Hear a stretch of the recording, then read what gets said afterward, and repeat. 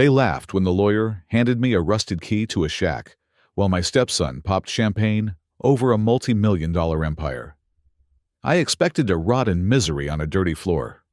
But when I turned that key, I didn't find spiderwebs.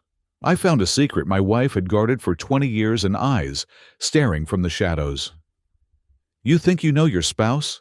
You don't know anything until you see what they leave behind. My name is Anthony Smith, and at 42 years old, I was sitting in a leather chair that likely cost more than my father had earned in a decade, waiting for my life to be dismantled. The room was cold, a sterile kind of chill that had nothing to do with the air conditioning and everything to do with the people inhabiting it. We were on the top floor of the Helios Dynamics headquarters in Manhattan, a glass fortress that my late wife Victoria had built from the ground up. The view outside was a sprawling panoramic of the city skyline, gray and imposing under a weeping sky, but no one was looking out the window. All eyes were on the mahogany table, or more specifically, on the thick sheaf of legal documents resting in the hands of Arthur Henderson, Victoria's personal attorney, for over 30 years. Sitting directly across from me was Julian. At 25 years old, my stepson looked less like a grieving orphan and more like a predator who had just smelled blood in the water. He was wearing a black bespoke suit that fit his lean frame perfectly, his posture relaxed, almost bored. He tapped his fingers rhythmically on the table, a sound that grated against my nerves like sandpaper. For 10 years, Julian had looked at me with the same expression he wore right now, a mixture of amusement and utter contempt. To him, I was never the architectural designer who had put his career on hold to care for his dying mother. I was simply the gold digger, the leech, the parasite that had attached itself to the host and refused to let go. Henderson cleared his throat. The sound was dry like shifting gravel. "Shall we proceed?" the lawyer asked, his eyes darting between Julian and me over the rim of his spectacles. "Get on with it," Arthur, Julian said, checking his watch. It was a platinum piece worth $50,000. "I have a meeting with the brokers in an hour." I stayed silent. My hands were clasped in my lap, gripping each other so tightly my knuckles had turned white. I was not here for the money. I had told Victoria that 1,000 times. I was here because I missed her, because the silence in our penthouse, usually filled with the sound of her typing or her laugh, was now deafening. I was here because this was the last piece of business she had left behind, and I owed it to her to see it through. Henderson nodded and began to read. The legal jargon washed over me, a stream of words about assets, liquidity, and probate. I tuned most of it out until the heavy hitters began to drop. "To my son, Julian," Alexander Vance Henderson read, his voice steady, "I leave my entire portfolio of stocks in Helios Dynamics totaling 51% of the company's shares, granting him controlling interest. Furthermore, I bequeath the Manhattan townhouse on Fifth Avenue, the estate in the Hamptons, and my personal collection of vintage automobiles." Julian did not even blink. He just smiled, a small, tight curving of his lips that chilled me to the bone. He knew. Of course he knew. He had probably been counting the days. I felt a heavy stone settle in my stomach. It was not jealousy. It was fear. Julian was reckless. He was a boy who thought the world was a playground and money was infinite. Giving him Helios Dynamics, a company responsible for critical cybersecurity infrastructure, was like handing a loaded machine gun to a toddler. Henderson paused. He took a sip of water. Then he turned his gaze toward me. There was something in the lawyer's eyes that I could not quite place. Pity, embarrassment. "To my husband, Anthony Smith," he continued, his voice dropping an octave. Julian stopped tapping his fingers. He leaned forward, his predatory grin widening. "I bequeath the property located at 44 Blackwood Lane, Misty Bay, Oregon." Silence. I blinked, processing the words. Misty Bay, I had never heard of it. Victoria and I had traveled the world together. We had been to Paris, Tokyo, Milan. We had properties in London and Aspen. But Oregon, is that it? Julian asked, his voice slicing through the silence. That is the entirety of the bequest for Mr. Smith, Henderson confirmed, looking down at the papers as if he could not bear to make eye contact with me. Along with the property, Mr. Smith receives the contents within said property. Julian let out a short, sharp bark of laughter. He threw his head back, slapping the table. Misty Bay, Julian crowed. Oh, this is rich. This is perfect. I looked at Henderson. What is this property? I asked, my voice hoarse. The lawyer hesitated. It is a cabin, Mr. Smith. It was purchased by Victoria 20 years ago. It has been unoccupied for quite some time.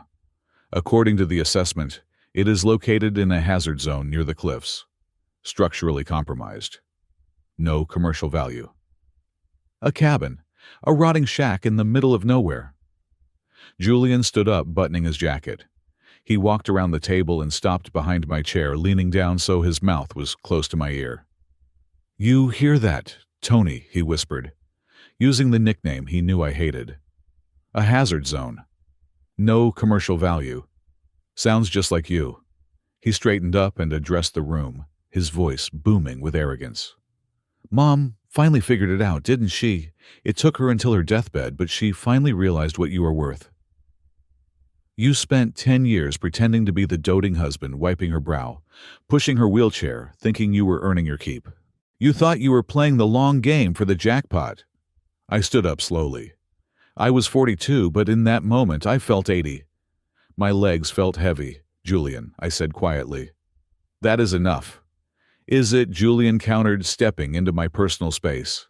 He was taller than me by 2 inches, and he used every bit of it to loom. You get a shack, Tony. A pile of rotting wood in a state known for rain and depression. That is your severance package. Now get out of my building. I looked at Henderson again. The lawyer was busy shuffling papers, refusing to intervene. I was alone. I remember the last night I saw Victoria. It was in the master bedroom of the townhouse, the one Julian now owned. The cancer had eaten her away until she was little more than skin and fragile bone. The pain medication kept her in a twilight state for most of the day, but that night she had been lucid. She had dismissed the nurses. She had asked me to sit by her. Her hand, cold and frail, had gripped mine with surprising strength. Her eyes, usually sharp and commanding, were filled with a desperate intensity. Anthony, she had whispered, her voice a dry rattle. Do not fight Julian. Let him have the crown. It is too heavy for him, but he needs to wear it to understand. But Victoria, I had started to protest. Listen to me, she had cut me off. The cabin. Go to the cabin. The key is in the safe deposit box. Trust me, Anthony. That key is everything. Everything.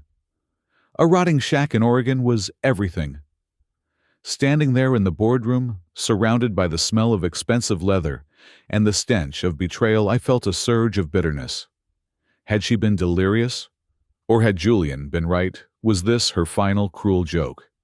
A punishment for some slight I had committed without knowing Julian was already on his phone. Yeah, sell it, I heard him say. No, not the townhouse. The company. Helios. I froze. I turned back to him. What did you say? I asked. Julian lowered the phone, looking at me with an expression of exaggerated surprise. Oh, are you still here? I thought the garbage truck had already come. You are selling Helios, I asked, my voice rising. Victoria built this company from nothing. It employs 3,000 people. It secures data for hospitals, for banks. You cannot just sell it. Watch me, Julian sneered. I have an offer from a conglomerate in Dubai. $500 million, cash out. I am done with cybersecurity. Do you know how boring this industry is? I am moving into crypto, high risk, high reward. And with $500 million, I can buy my own island and party until my liver explodes. You will destroy her legacy, I said, feeling a cold rage bubbling up in my chest. Her legacy is money, Julian laughed. And I am about to cash it in. She is dead, Tony. She does not care, and frankly, neither do I. He turned to the lawyer. Henderson dropped the eviction notice. "Eviction?" I asked. "You are living in my house," Julian said, pointing a manicured finger at me. "My townhouse. The will is effective immediately. I want you out." "I need time to pack," I said, fighting to keep my voice steady. "I have lived there for 10 years. "You have 24 hours, Julian declared. "I am throwing a victory party tomorrow night, a real rager. I do not want your depressing old man smell lingering in the hallways. If you and your pathetic paintings are not gone by noon tomorrow, I will have security throw them onto the street." He checked his watch again. "Actually, make that 23 hours. The clock is ticking, Tony." He turned his back on me, dismissing me, as if I were a waiter who had brought the wrong order. He walked over to the wet bar in the corner of the boardroom and pulled out a bottle of champagne, a vintage Dom Perignon, that Victoria had been saving for our 20th anniversary. He popped the cork. The sound echoed like a gunshot in the silent room. Foam spilled over his hands, splashing onto the expensive carpet. But he just laughed. To freedom he toasted to the empty air, ignoring my existence entirely. I looked at him one last time. I wanted to hit him. I wanted to smash that bottle over his head and wipe that smug grin off his face. But I knew that was exactly what he wanted. He wanted me to lose control. He wanted a reason to call security and have me dragged out in handcuffs. I would not give him the satisfaction. I took a deep breath, adjusted my jacket, and turned toward the door. My footsteps on the plush carpet were silent, ghost-like. As I walked out into the corridor, I passed the open-plan office where the executive assistant sat. These were people I had known for years. I had brought them coffee. I had asked about their children. I had remembered their birthdays when Victoria was too busy to notice. Now, they looked down at their desks. Some pretended to be typing furiously. Others glanced at me with eyes full of pity, which was worse than Julian's scorn. I could hear their whispers trailing behind me like smoke. Poor Anthony, thrown out like trash. I told you he would not last without her. I walked to the elevator and pressed the button. The metal doors reflected my image back at me. I looked tired. The gray in my beard had spread significantly in the last 6 months. My eyes were hollow-rimmed with red. I looked like a man who had lost everything. And maybe I had. The elevator arrived with a cheerful ding. I stepped inside and pressed the button for the lobby. As the doors slid shut, cutting off the view of the Helios Dynamics logo on the wall, I felt a singular, crushing sensation of isolation. 24 hours. I had 24 hours to pack 10 years of my life into a few boxes. I had 24 hours to say goodbye to the home where I had loved and lost my wife. And then I was going to Misty Bay. I reached into my pocket and felt the cold, jagged metal of the key Henderson had slid across the table to me before I left. It was old, iron, heavy. It felt archaic compared to the sleek key cards and biometric scanners of Julian's world. "Trust me," she had said. I closed my eyes as the elevator plummeted 40 floors down. I did not trust her. Not right now. Right now, I felt like the punchline of a very long, very expensive joke. But I had nowhere else to go. The irony was bitter on my tongue. Victoria was the only person in the world I had truly loved, and in the end she had left me with nothing but a mystery wrapped in an insult. But as the elevator hit the ground floor, and I walked out into the rainy gray streets of Manhattan, a small, stubborn spark ignited in the darkness of my despair. Julian thought he had won. He thought this was the end of the story. He was wrong. I gripped the key tighter in my pocket until the edges dug into my palm. If Victoria wanted me to go to Misty Bay, I would go. I would go to that rotting cabin. I would stand in the hazard zone, and I would find out exactly what she meant by everything, even if it killed me. Because right now, with the rain soaking through my coat and the laughter of my stepson echoing in my memory, I had absolutely nothing left to lose. The silence of the townhouse was not peaceful. It was the heavy, suffocating silence of a museum after closing hours, where the exhibits are memories, and the curator has just been fired. I stood in the center of the master bedroom, a room that had been my sanctuary for a decade, holding a cardboard box I had scavenged from the recycling bin out back. I did not pack the silk ties Victoria had bought me in Milan. I did not pack the Patek Philippe watch she had gifted me for my 40th birthday. Leaving those behind felt like a penance, or perhaps a shedding of skin. I was no longer the husband of the CEO. I was just Anthony. I folded my flannel shirts, the ones I used to wear when I sat on the balcony sketching the skyline, before my life became a series of hospital visits and pharmacy runs. I packed my charcoal sets, my drafting compass, and the sketchbook that had remained closed for 5 years. Being an architect required a vision for the future, and for a long time, I could not see past the end of the week. The last thing I placed in the box was a framed photograph from our honeymoon in Santorini. Victoria was laughing in the picture, her head thrown back, hair catching the wind, looking nothing like the formidable titan of industry the world knew. That was the woman I had married, not the bank account, not the empire, just her. I taped the box shut. It was pathetic. 10 years of marriage, 42 years of life distilled down to 2 suitcases and a cardboard box. I heard the front door slam downstairs. The sound vibrated through the floorboards, followed immediately by the raucous, jagged noise of laughter. Julian was early. I checked the clock on the nightstand. It was only 3 in the afternoon. He had given me 24 hours, but Julian was never one to honor a contract if breaking it offered more entertainment.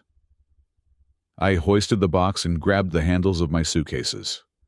As I reached the top of the grand marble staircase, I saw them. Julian stood in the foyer, flanked by 3 of his friends, young men with expensive haircuts and eyes that looked glazed over from too much afternoon drinking. They were popping corks on bottles of wine that I knew were older than they were. "Look who is finally coming down from the ivory tower," Julian shouted, his voice slurring slightly. He gestured to me with a half-empty glass of red wine sloshing some onto the pristine white rug. I descended slowly, my face burning. I wanted to be invisible. I wanted to dissolve into the walls. Leaving so soon, Tony, one of his friends, jeered. A guy with bleached blonde hair who looked at me like I was the help. I reached the bottom of the stairs and moved toward the door, keeping my eyes fixed on the exit. I just wanted to get to my truck. Julian stepped in front of me, blocking my path. He smelled of sour grapes and arrogance. "You forgot to say thank you," he sneered. "Excuse me," I asked, my grip tightening on the suitcase handle. "Thank you," Julian repeated, leaning in. "Thank you for the free ride. Thank you for the food. Thank you for living like a king on my inheritance." I looked him in the eye. "I took care of your mother, Julian, when you were too busy partying in Ibiza to answer her calls. I was the one holding the basin while she was sick. I was the one reading to her when she went blind." The slap was emotional, not physical, but it hit him hard. His face twisted into an ugly scowl. He knocked the suitcase out of my hand. It crashed onto the marble floor, popping open. My clothes spilled out, worn denim and gray t-shirts, looking starkly out of place in the opulent foyer. "Get out," Julian hissed. "Get your trash out of my house." I knelt to gather my things, humiliation burning the back of my neck. I could hear his friends snickering. "And take those stupid drawings with you," Julian shouted, kicking the cardboard box. It slid across the floor, hitting the wall with a dull thud. "If I find one single sketch of yours left behind, I will burn it in the fireplace." "I swear to God, Anthony, I will burn it all." I shoved my clothes back into the case, not bothering to fold them. I stood up, looked at the young man who was technically my stepson, and realized there was nothing left to say. He was a hollow shell echoing with the sounds of a power he did not understand. I walked out the door. The heavy oak door slammed behind me, a final punctuation mark to my life in New York. My truck was parked on the street. It was a 10-year-old Chevrolet Silverado, a relic from my days visiting construction sites. It was the only thing I owned that was solely in my name. I threw my bags into the bed, covering them with a tarp to protect them from the relentless city drizzle. I climbed into the driver's seat and turned the key. The engine coughed, then roared to life, with a familiar, comforting rumble. I pulled away from the curb, not looking back at the townhouse. I could not bear to see the lights on in the windows, knowing strangers were inside, drinking my wine and laughing at my expense. The drive was a blur of gray asphalt and red taillights. I pointed the truck west. I had no plan, only a destination: Misty Bay, Oregon, 3,000 miles away. As the city skyline faded in the rearview mirror, replaced by the industrial sprawl of New Jersey, and then the open highways of Pennsylvania, my mind began to drift. The road has a way of digging up memories you thought were buried. I thought about Victoria. She had been a paradox. To the public, she was a transparent leader, a visionary in cybersecurity. But at home, she was a vault. I remembered a dinner party about 4 years ago. A senator had been there, a man with too many teeth and a handshake that felt like a vice. He had pressed her about a government contract, something about encryption protocols for foreign intelligence. Victoria had smiled that icy, polite smile she used when she was about to eviscerate someone. "We discuss the weather at dinner, Senator," she had said. "We do not discuss the wires that hold the world together." Later that night, I had asked her about it. She had turned to me, her eyes dark and serious. "Anthony never asked me about the clients. Never asked me about the source code. The less you know, the safer you are. Ignorance is the only armor I can give you." I had accepted it then. I thought she was protecting me from corporate espionage or legal headaches. Now, driving through the flat cornfields of Nebraska with nothing but static on the radio, I wondered if she had been protecting me from something much darker. Or perhaps she just did not trust me. That thought gnawed at me. Had I just been a pet distraction to keep her warm at night while she played chess with the world? The journey took 5 days. I slept in the truck at rest stops, curled up on the bench seat with my jacket as a pillow. I ate cheap sandwiches from gas stations and drank coffee that tasted like battery acid. I was running on autopilot, a man fleeing a burning building, only to find he was still on fire. On the morning of the 5th day, just as I crossed the border into Oregon, my phone buzzed on the dashboard. It was a notification from the bank. I tapped the screen, expecting a reminder about a bill. Alert account ending in 409 frozen. Contact administrator. My heart hammered against my ribs. I pulled over onto the shoulder of the highway, gravel crunching under the tires. I dialed the bank immediately. "I am sorry, Mr. Smith," the teller said, her voice robotic and detached. "The primary account holder has flagged the joint accounts for suspicious activity. A freeze has been placed on all assets pending an investigation. Julian." "But that is illegal," I shouted at the windshield. "It is a joint account. Half that money is mine." "I understand your frustration, sir, but until the legal department clears the flag, we cannot authorize any withdrawals." I hung up. I checked my wallet. I had $340 in cash. That was it. No credit cards, no savings. Julian had not just evicted me. He had severed my lifeline. He wanted me to starve. He wanted me to crawl back to him and beg just so he could spit in my face. I gripped the steering wheel so hard the leather creaked. I would not beg. I would eat grass before I asked that boy for a dime.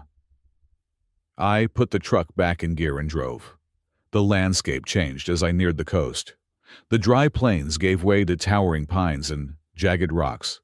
The air grew colder, heavier. The sky turned from a bruised purple to a slate gray that promised violence. Misty Bay lived up to its name. As I wound down the narrow 2-lane highway that hugged the cliffs, the ocean appeared on my left. It was not the inviting blue of a postcard. It was black and churning, slamming against the rocks with a fury that shook the ground. Fog rolled off the water in thick white waves, swallowing the road ahead.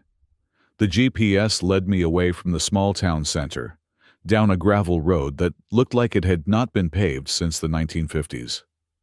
The trees here were ancient, their branches covered in moss that hung down like tattered curtains. "Turn right," the electronic voice commanded. I turned. The road ended. I stopped the truck. Rain began to drum against the roof, a slow, rhythmic tapping. I looked out the window. This was the address. 44 Blackwood Lane. My heart stopped. Then it sank, dropping straight through the floor of the truck and into the mud below. The lawyer had said cabin. He had said shack. But those words implied a structure that was habitable. What stood before me was a ruin. It sat on a bluff, overlooking the angry ocean, isolated from the world by a wall of dense forest. The structure was wood, or what used to be wood. Now it was gray, rotting timber that looked like driftwood nailed together by a drunkard. The roof had a gaping hole in the center, where a large branch had fallen through and never been removed. The front porch had collapsed on one side. The windows were boarded up with plywood that had turned green with algae. Weeds grew so high they obscured the front door, reaching up like grasping fingers trying to pull the house down into the earth. A sign was staked into the ground near the driveway, leaning at a 45-degree angle. It was rusted, but the red letters were still visible. Danger, hazard zone, keep out. I turned off the engine. The silence returned, filled only by the roar of the ocean and the drumming of the rain. I stared at the house. This was my inheritance. This was the everything Victoria had promised me. A sob rose up in my throat, hot and choking. I tried to swallow it, but it broke free. I slammed my hands against the steering wheel. "Why?" I screamed, my voice cracking. "Why did you do this to me?" I leaned my forehead against the cold plastic of the wheel and let the tears come. I wept for the wife I missed. I wept for the life I had lost. But mostly I wept because of the humiliation. Julian was right. Victoria had looked at me and decided this was what I was worth. A pile of rotting wood on the edge of a cliff. A hazard zone. I sat there for a long time, the rain intensifying, turning the windshield into a blur of gray water. I was 42 years old. I had $300 in my pocket, and I was homeless in front of a house that looked like a coffin. I wiped my face with my sleeve. It was getting dark. I could not sleep in the car again. My back was screaming in protest, and the temperature was dropping rapidly. I had to go inside, even if it was full of rats. Even if the roof collapsed on me, it was the only shelter I had. I opened the truck door and stepped out into the storm. The wind hit me instantly, biting through my thin jacket. I grabbed the flashlight from the glove box and the heavy iron key from my pocket. I walked through the knee-high weeds, the mud sucking at my boots. I stepped onto the porch, testing the wood carefully. It groaned under my weight, but held. I stood before the door. It was heavy oak, strangely solid compared to the rest of the rotting facade. There was no handle, just a single, rusted keyhole. I inserted the key. I expected it to stick. I expected it to break. But it slid in with a smooth, oily click that felt oddly satisfying. I turned it. The mechanism tumbled silently. I took a deep breath, steeling myself for the smell of mold and animal droppings. I pushed the door open. I did not know it then, standing in the rain with my heart full of bitterness, but I was not just opening a door. I was opening the lid of Pandora's box. And unlike the myth, hope was not the only thing waiting inside. The wind howled like a wounded animal, slamming against the back of my jacket as I pushed the heavy oak door. I braced myself. My body was tense, anticipating the musty stench of dead rats' damp rot and 40 years of stagnant air. I expected to hear the scuttling of insects or the groan of floorboards about to give way under my weight. I held my breath, squeezing my eyes shut for a fraction of a second, preparing for the final insult of my inheritance to hit me in the face. The door swung inward. But it did not creak. It glided. It moved with the heavy, silent precision of a bank vault. I stumbled across the threshold, driven by the gale outside, and the door clicked shut behind me automatically, sealing out the roar of the storm, as if someone had pressed a mute button on the world. I opened my eyes. I exhaled. And then I stopped breathing altogether. The air did not smell of mold. It did not smell of decay or the ocean's brine. It smelled of cedar, crisp and clean. Underneath that, there was another scent, warm and unmistakably domestic. It was the smell of coffee. Freshly ground, high-quality Arabica coffee. I blinked, water dripping from my hair into my eyes, thinking I was hallucinating. Hypothermia, I thought. I am freezing to death in a shack and my brain is firing off its last happy synapses before I die. But the warmth was real. It was not just the absence of wind. It was coming from beneath my feet. I looked down. I was standing on a floor of polished concrete, dark and sleek, and I could feel the radiant heating seeping through the thick rubber soles of my muddy boots.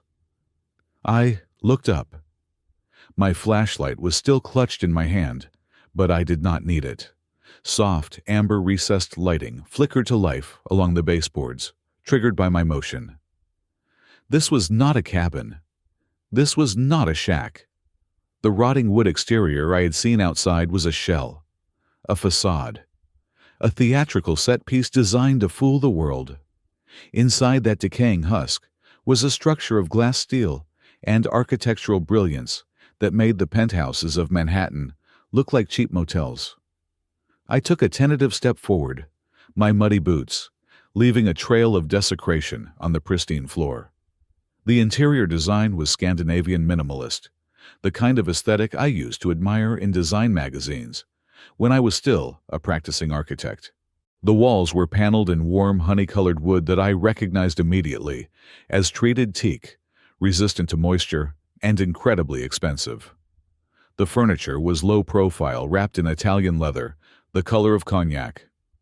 I walked further into the room, my heart pounding a frantic rhythm against my ribs. My mind could not reconcile the two realities. Outside was a hazard zone. Inside was a fortress of solitude worth millions. Victoria, I whispered. The name hung in the air, unanswered. Was this her secret? A getaway home. A place to escape the pressures of Helios dynamics?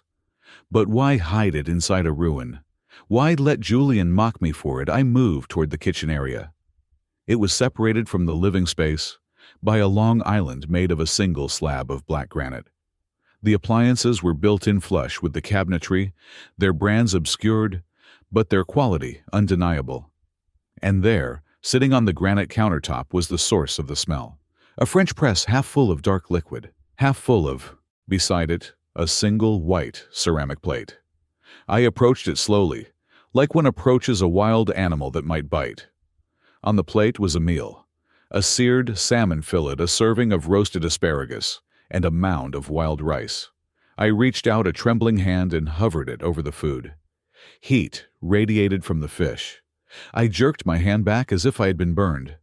The food was hot. Not lukewarm, hot. Someone had cooked this. Someone had cooked this within the last 10 minutes. Panic, cold and sharp, pierced through the confusion. I was not alone. I spun around my hand instinctively, going to my belt, searching for a weapon I did not have. I grabbed the heavy flashlight, raising it like a club. "Hello," I called out. My voice sounded small in the acoustic perfection of the room. Silence. "Is anyone here?" I shouted louder. "I have the deed to this property. I am armed." Still silence. But it was not an empty silence. It felt watched. It felt heavy with presence. I scanned the room. There were no obvious hiding spots. The furniture was sparse. The lines of sight were clear. Then I noticed the far wall. It was covered by a massive floor-to-ceiling bookshelf filled with hardcover books. Philosophy, history, computer science. I recognized some of the titles. They were books from Victoria's private library, ones I thought had been lost in the move to the townhouse years ago. I walked toward the bookshelf, drawn by a strange hum that seemed to be vibrating through the floor. As I got closer, I saw it. A faint seam in the floorboards. A slight discontinuity in the wood paneling. I reached out and touched the spine of a book, a copy of The Art of War by Sun Tzu. It was slightly protruded from the rest. I pushed it. There was a pneumatic hiss. The entire section of the bookshelf, heavy with literature, slid silently to the left. It revealed not a closet, but an elevator. The doors were brushed steel, reflecting my disheveled, terrified face back at me. There was no call button. There was only a biometric scanner on the wall panel. I stared at it. A fingerprint scanner. I looked at my thumb. It was dirty, caked with the mud of the Pacific Northwest. I wiped it frantically on my jeans. I hesitated. This was madness. I should turn around. I should get in my truck and drive until I ran out of gas. But I remembered Victoria's voice in the hospital room. Trust me, the key is everything. She had not just meant the physical key to the front door. She meant me. I was the key. I pressed my thumb against the glass panel. A beam of blue light scanned my print. Identity confirmed, Anthony Smith. Clearance level Alpha. The robotic voice came from overhead, startling me so much I nearly dropped the flashlight. The steel doors slid open. Inside, the elevator was lined with mirrors. There was only one button down. I stepped inside. I did not want to, but my legs moved on their own, driven by a curiosity that was stronger than my fear. The doors closed and my stomach lurched as the floor dropped out from under me. I descended, down into the bedrock of the cliff. The ride was smooth and fast. It lasted perhaps 10 seconds, but it felt like an hour. When the doors opened again, the warm lighting of the upstairs was gone. I stepped out into a cavernous room bathed in the cool blue glow of LED monitors. It looked like the bridge of a spaceship, or a war room in the Pentagon. Banks of servers lined the walls, their lights blinking in a rhythmic, hypnotic dance. The hum here was louder, a constant throb of processing power that vibrated in my teeth. In the center of the room was a semicircular desk facing a wall of high-definition screens. I walked toward the desk. My footsteps echoed on the metal grating of the floor. I looked at the screens. My breath caught in my throat. There were 12 monitors in total. The top left screen showed a live feed of the lobby of Helios Dynamics in New York. I saw the night janitors buffing the floors. The screen next to it showed the boardroom I had been evicted from yesterday. But it was the large central screen that made my knees weak. It was a wide-angle shot of a living room. I recognized the crown molding. I recognized the velvet sofas. It was the townhouse. My home. Or what used to be my home. The room was packed with people. I saw streamers. I saw bottles of champagne. The audio feed was on, playing a low murmur of thumping bass and drunken laughter. And there, in the center of the frame, was Julian. He was standing on the coffee table, the antique rosewood table Victoria had bought in auction for $20,000. He was holding a magnum of vodka in one hand and a microphone in the other. He was laughing, his head thrown back, his face flushed with triumph and alcohol. He looked so alive, so vibrant, and so utterly grotesque. I watched as he poured vodka onto the carpet, shouting something that the microphone picked up clearly. "To the old witch and her loser husband May, they rot in hell while we spend their money," the crowd cheered. I saw faces I recognized. Friends of the family, business partners, people who had shaken my hand at Victoria's funeral and offered their condolences. Now they were raising glasses to my demise. I felt a wave of nausea. This system, this entire facility, it was spying on them. Victoria had been spying on them. Why, I leaned closer to the screen, mesmerizing horror keeping me frozen. Then I heard it. The sound of a chair shifting. It came from the shadows in the corner of the room, behind the wall of servers. I froze. I was not alone in the basement. I gripped the flashlight again, my knuckles white. "Who is there?" I demanded, trying to inject authority into my shaking voice. A figure emerged from the darkness. At first, all I could see was a silhouette. A man, tall but stooped, He moved with a heavy, uneven gait, the sound of a cane striking the metal floor echoing in the silence. Clack, step, clack, step. He stopped, just at the edge of the blue light. He was wearing a dark gray cardigan and loose trousers. His hair was silver thinning and his face was a landscape of deep lines and scars. But his eyes were sharp, incredibly sharp. They locked onto mine with a familiarity that was unsettling. He did not look like a squatter. He did not look like a threat. He looked like a professor who had been waiting for a tardy student. He glanced at the digital clock on the wall, then back at me. "You are late," he said. His voice was gravelly dry, as dust, but precise. I stared at him. "I do not know you." He ignored my statement. "She predicted you would arrive by 6 in the evening." He continued, adjusting his grip on the cane. "Based on your driving habits and the weather patterns, you are 3 hours behind schedule, Anthony. Your dinner is getting cold upstairs." "Who are you?" I asked, taking a step back.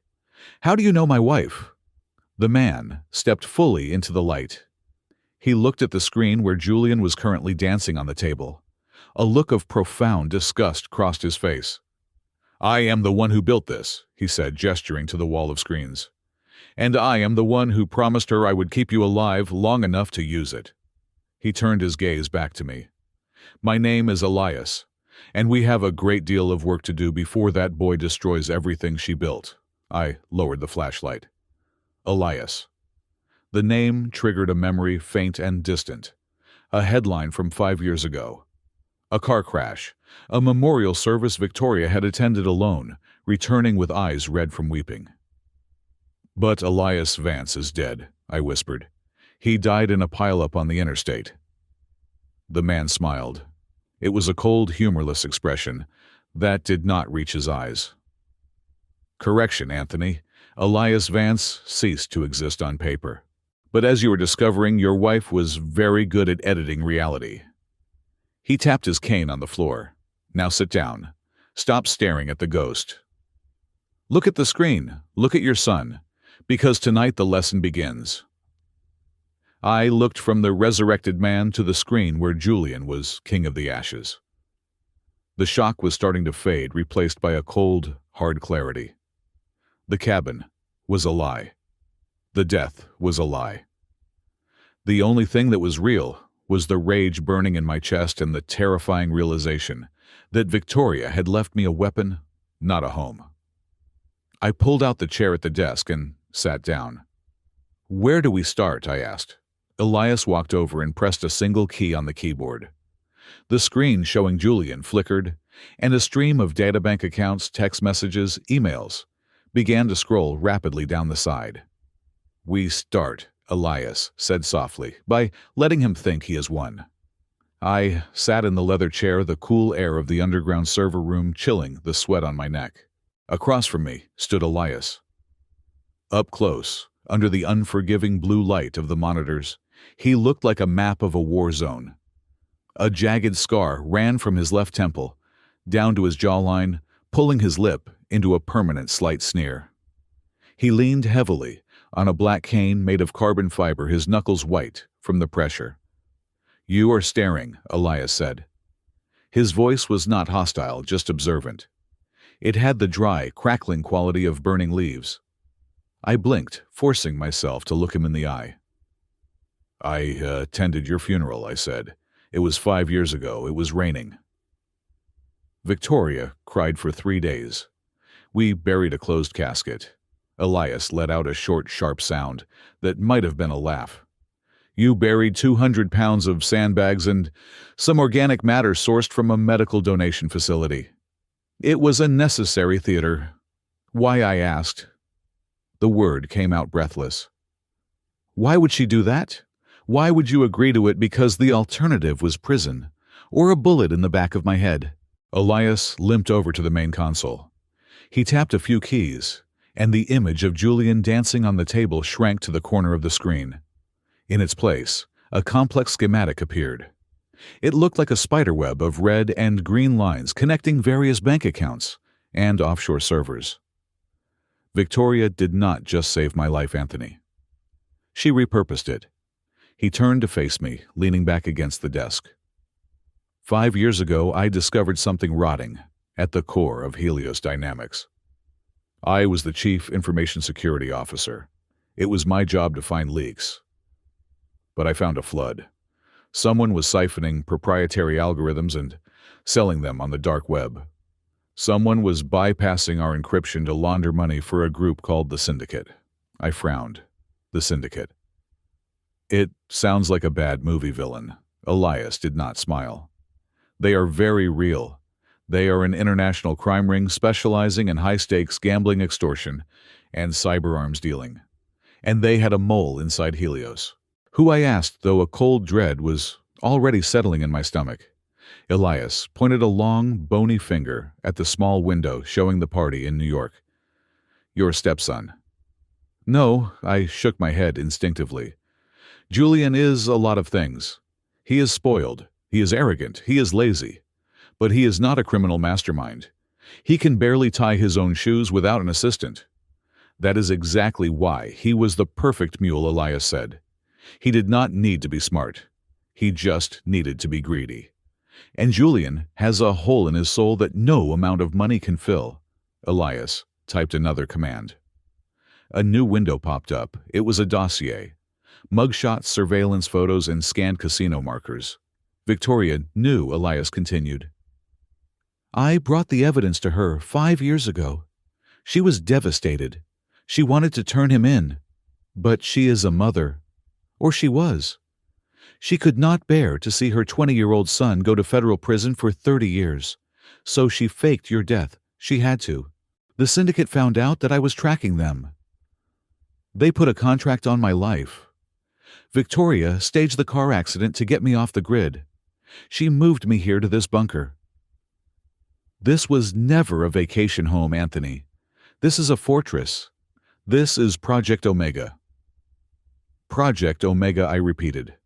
The words felt heavy on my tongue. Elias nodded. He pulled up a chair and sat down opposite me, wincing as he adjusted his bad leg. Victoria tried to help Julian. She paid off his initial debts. She sent him to rehab. She hired therapists. She tried love. She tried strictness. But Julian is a narcissist. He viewed her help as control. He viewed her money as his birthright. He never learned because he never faced a consequence. Elias looked at the screen where Julian was currently pouring champagne over a girl's head. When she was diagnosed with terminal cancer, she knew she was running out of time. She knew that the moment she died, Julian would inherit the company. And she knew that within 6 months, the syndicate would come for him again. They would bleed him dry, and then they would kill him. So she gave him everything I said, my voice rising in anger. She handed him the company on a silver platter. Did she? Elias asked softly. He turned back to the keyboard. His fingers flew across the keys. Watch closely. On the main screen, a document appeared. It was the patent filing for the core artificial intelligence that powered Helios Dynamics. It was the engine that made the company billions. It was the software that protected the national grid and banking systems. Read, the owner, Elias commanded. I squinted. The owner of the patent was not Helios Dynamics. It was listed as belonging to a company called Misty Bay Holdings, LLC. I looked at Elias. What is Misty Bay Holdings? You are sitting in it, Elias said. My mouth fell open. Helios Dynamics is just a distributor. Elias explained, his voice gaining intensity. They sell the service. They market the brand. They have the office space and the employees. But they do not own the product. Victoria transferred the ownership of the source code, the actual brain, of the AI to this shell company 10 years ago. She licensed it back to Helios on a renewable contract. And when does the contract renew? I asked, my heart pounding. Elias pointed to a countdown timer in the corner of the screen. 23 hours, 45 minutes, and 12 seconds. I stared at the numbers ticking down. Julian inherited the car, Anthony. But you have the keys. And not just the keys to the car. You have the keys to the engine factory. Elias stood up and walked over to a massive server rack encased in glass. He placed his hand on the panel. This facility houses the physical servers for the source code. The moment that timer hits 0, the license expires. Unless the owner of Misty Bay Holdings, that is you, by the way, authorizes a renewal, Helios Dynamics becomes nothing more than a company selling empty boxes. Their software will stop working. Their clients will go dark. The stock will plummet to 0. I sat back, the magnitude of it crushing the air out of my lungs. She set him up, I whispered. She knew he would kick me out. She knew he would try to sell the company. She bet on his greed, Elias corrected. And she bet on your resilience. She knew Julian would try to sell Helios to the highest bidder to pay off his new debts. New debts, Elias grimaced. He tapped the screen again. A financial statement from an illegal betting site appeared. The numbers were staggering. $20 million, Elias read the number out loud. That is what Julian owes the syndicate as of this morning. He has been gambling on futures markets using money he borrowed from loan sharks, promising them he would pay them back as soon as he sold the company. I felt sick. $20 million. He is selling the company for $500 million. I recalled Julian's words from the boardroom. He thinks he can pay them off and still be rich. Exactly, Elias said. But he is selling a company that is about to become worthless. If he signs that sale contract, and then the software turns off, he will be sued for fraud by the buyers. And when the syndicate realizes he cannot pay them the $20 million, they will kill him. I finished the sentence. Elias nodded grimly. Victoria's plan was not to kill her son Anthony. It was to strip him. She wanted him to hit rock bottom. She wanted him to lose the money, the power, the ego. She wanted him to be terrified enough to finally ask for help. Real help. He looked at me. She left his life in your hands. You are the only one who can save him. Or you can let him fall. I stood up and walked to the screen. I looked at Julian. He was laughing, unaware that a sniper scope was already trained on his forehead, metaphorically speaking. But why me? I asked, turning to Elias. Why not you? You built this. You know the system. Because I am a ghost, Elias said. I cannot sign legal documents. And more importantly, because Victoria trusted you. She knew you were decent. She knew you were patient. She knew that even after he humiliated you, even after he threw you out, you would hesitate to destroy him. He paused. Any other man would have burned the place down by now. But you are still asking questions. That is why she chose you. I looked down at my hands. They were trembling slightly. I was an architect. I designed houses. I worried about load-bearing walls and natural light. I did not deal in corporate sabotage or criminal syndicates. What do I do? I asked. You have 3 choices, Elias said, ticking them off on his fingers. Choice 1.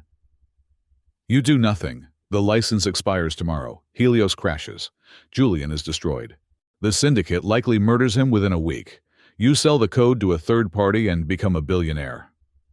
I shook my head. I cannot let him die. I promised Victoria I would look after him. Choice 2, Elias continued. You renew the license. You give Julian the company for real. He sells it. He pays off his debts. He learns nothing. He blows the rest of the money in 5 years and dies of an overdose. And you live in a shack. That is not an option either, I said. Then we go with choice 3, Elias said. A faint spark of excitement lit up his gray eyes. What is choice 3? We teach him a lesson, Elias said. We let the license expire. We let the sale fall through. We let him feel the cold steel of the consequences against his neck. We wait until he is desperate, until he is broken. And then when he has nowhere left to turn, you offer him a deal. A deal you own the code, Elias said. You can dictate the terms. You can force him to resign. You can force him into rehab. You can restructure the entire company. But to do that, you have to be willing to watch him suffer first. He pointed to the timer. You have 23 hours to decide if you have the stomach for this, Anthony. Because once we start this, there is no going back. The syndicate will come looking for their money. And when they realize the money is gone, they will look for the person responsible. They will come here, I realized. They will, Elias confirmed. This facility has defenses. I spent 5 years turning this cliffside into a fortress. But it will get dangerous. I looked at the screen again. I looked at the dark ocean churning outside the hidden cameras. I thought about the rusted key in my pocket. Victoria had played a long game, a 20-year game. She had turned me into a pawn, then promoted me to a king in the final move. I looked at Elias. "Is there any coffee left?" I asked. Elias smiled. A real smile this time. "I can brew a fresh pot," I nodded. "Then do it. And tell me everything about these defenses. If we are going to go to war with my stepson, I want to make sure we win." Elias tapped his cane on the floor, a rhythmic military beat. "Welcome to the team, Mr. Chairman," as he turned to limp toward the small kitchenette in the corner of the server room. I looked back at the main screen. Julian had stopped dancing. He was looking at his phone, a frown creasing his forehead. Perhaps a premonition, or just a text from a drug dealer. It did not matter. I touched the cold glass of the screen right over his face. "Enjoy the party, Julian," I whispered, "because the hangover is going to be biblical." I turned away from the screen and walked toward Elias. The fear was still there, a cold knot in my stomach, but it was being crowded out by a new feeling, a feeling of purpose. For 10 years, I had been the silent partner, the shadow, the nurse. Now I was the architect. And I was about to redesign Julian's reality from the ground up. The next 12 hours were a masterclass in corporate warfare, taught by a dead man in a bunker beneath the Oregon coastline. Elias did not sleep, and neither did I. The coffee pot was our only fuel, as we sat bathed in the cold blue luminescence of the monitors, watching the destruction of a legacy in high definition. Elias was a patient teacher. He walked me through the interface of the Omega system with the calm precision of a surgeon explaining a procedure. He showed me how the entire architecture of Helios Dynamics was built on a foundation of sand, and how we held the only bucket of water capable of washing it away.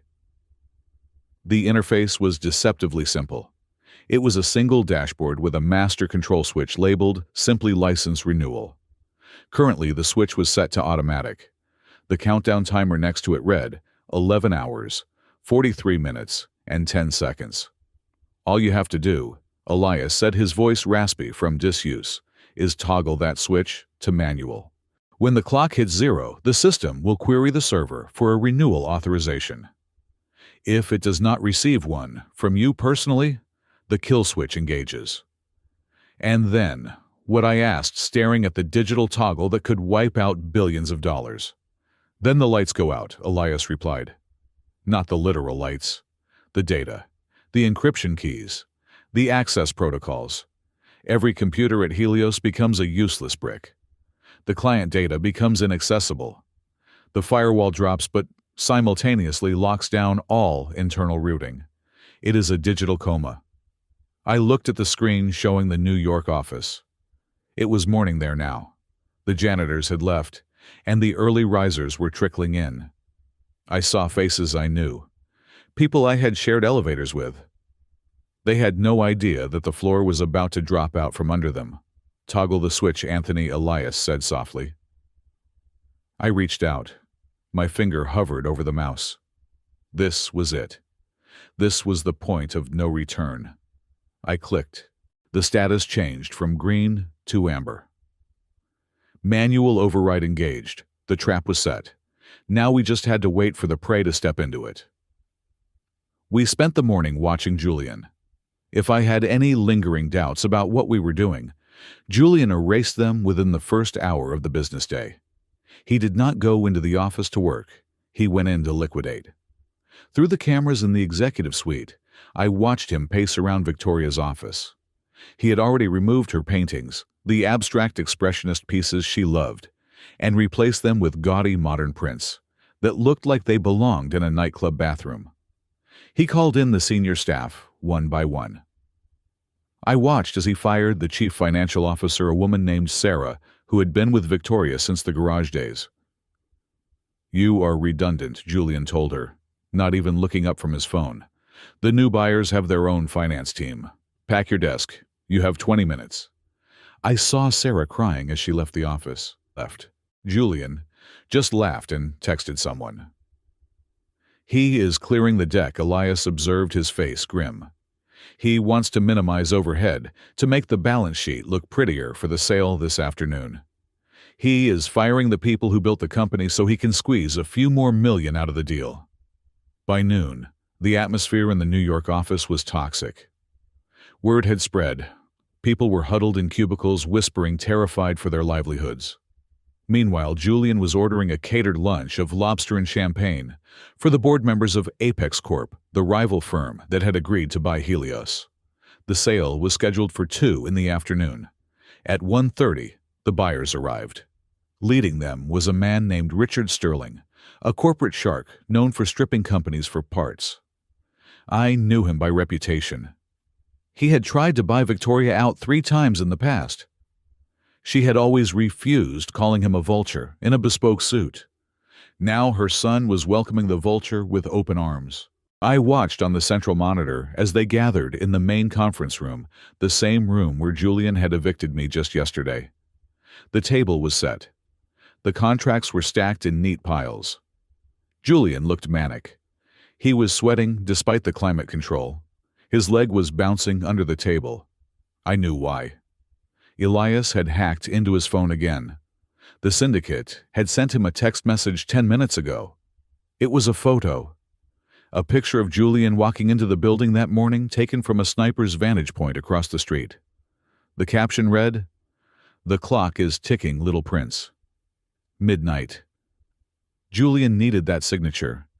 He needed that $500 million wire transfer to hit his account before the sun went down, or he was a dead man. "Let us get this done," Julian said, his voice tight. "I have a plane to catch." Sterling smiled, a slow, predatory grin. "In a rush, are we just eager to start the next chapter?" Julian lied. Sterling nodded to his lawyers. They began the final review. In the bunker, I looked at the countdown timer. 5 minutes. My heart was hammering against my ribs like a trapped bird. I felt a strange mixture of power and nausea. I was about to destroy my wife's life work to save her soul's legacy. 4 minutes. Sterling picked up a gold fountain pen. He began to sign the duplicate copies. 3 minutes. Julian was practically vibrating.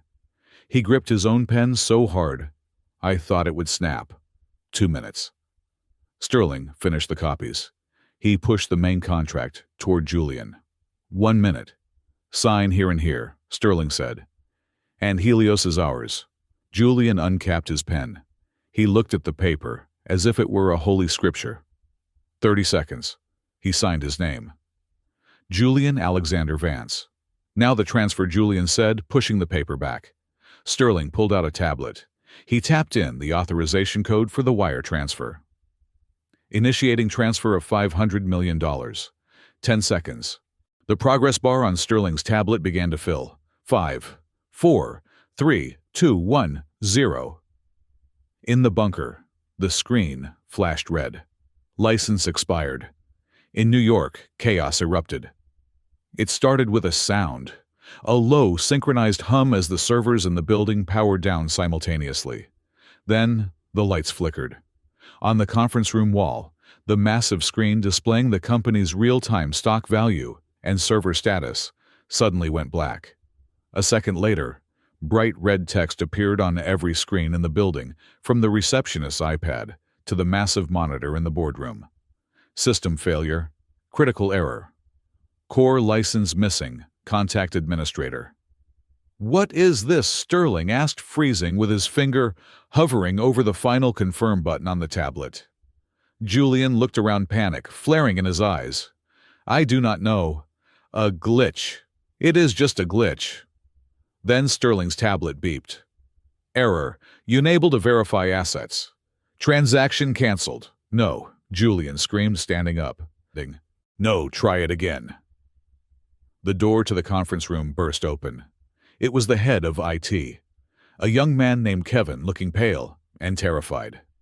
"Sir, the system is down," Kevin stammered. "Everything. The client portals, the encryption keys, the internal comms. We are completely dark. Fix it!" Julian shrieked, throwing his pen at the man. "Reboot it." "We tried," Kevin said, dodging the pen. "We cannot. The error message says the source code license has expired. It is asking for a physical key authentication from the host server." "Host server?" Sterling asked, his voice sharp. "The host servers are in the basement, are they not?" Kevin shook his head. "No, sir. Those are the relays. The core source code we thought was cloud-based.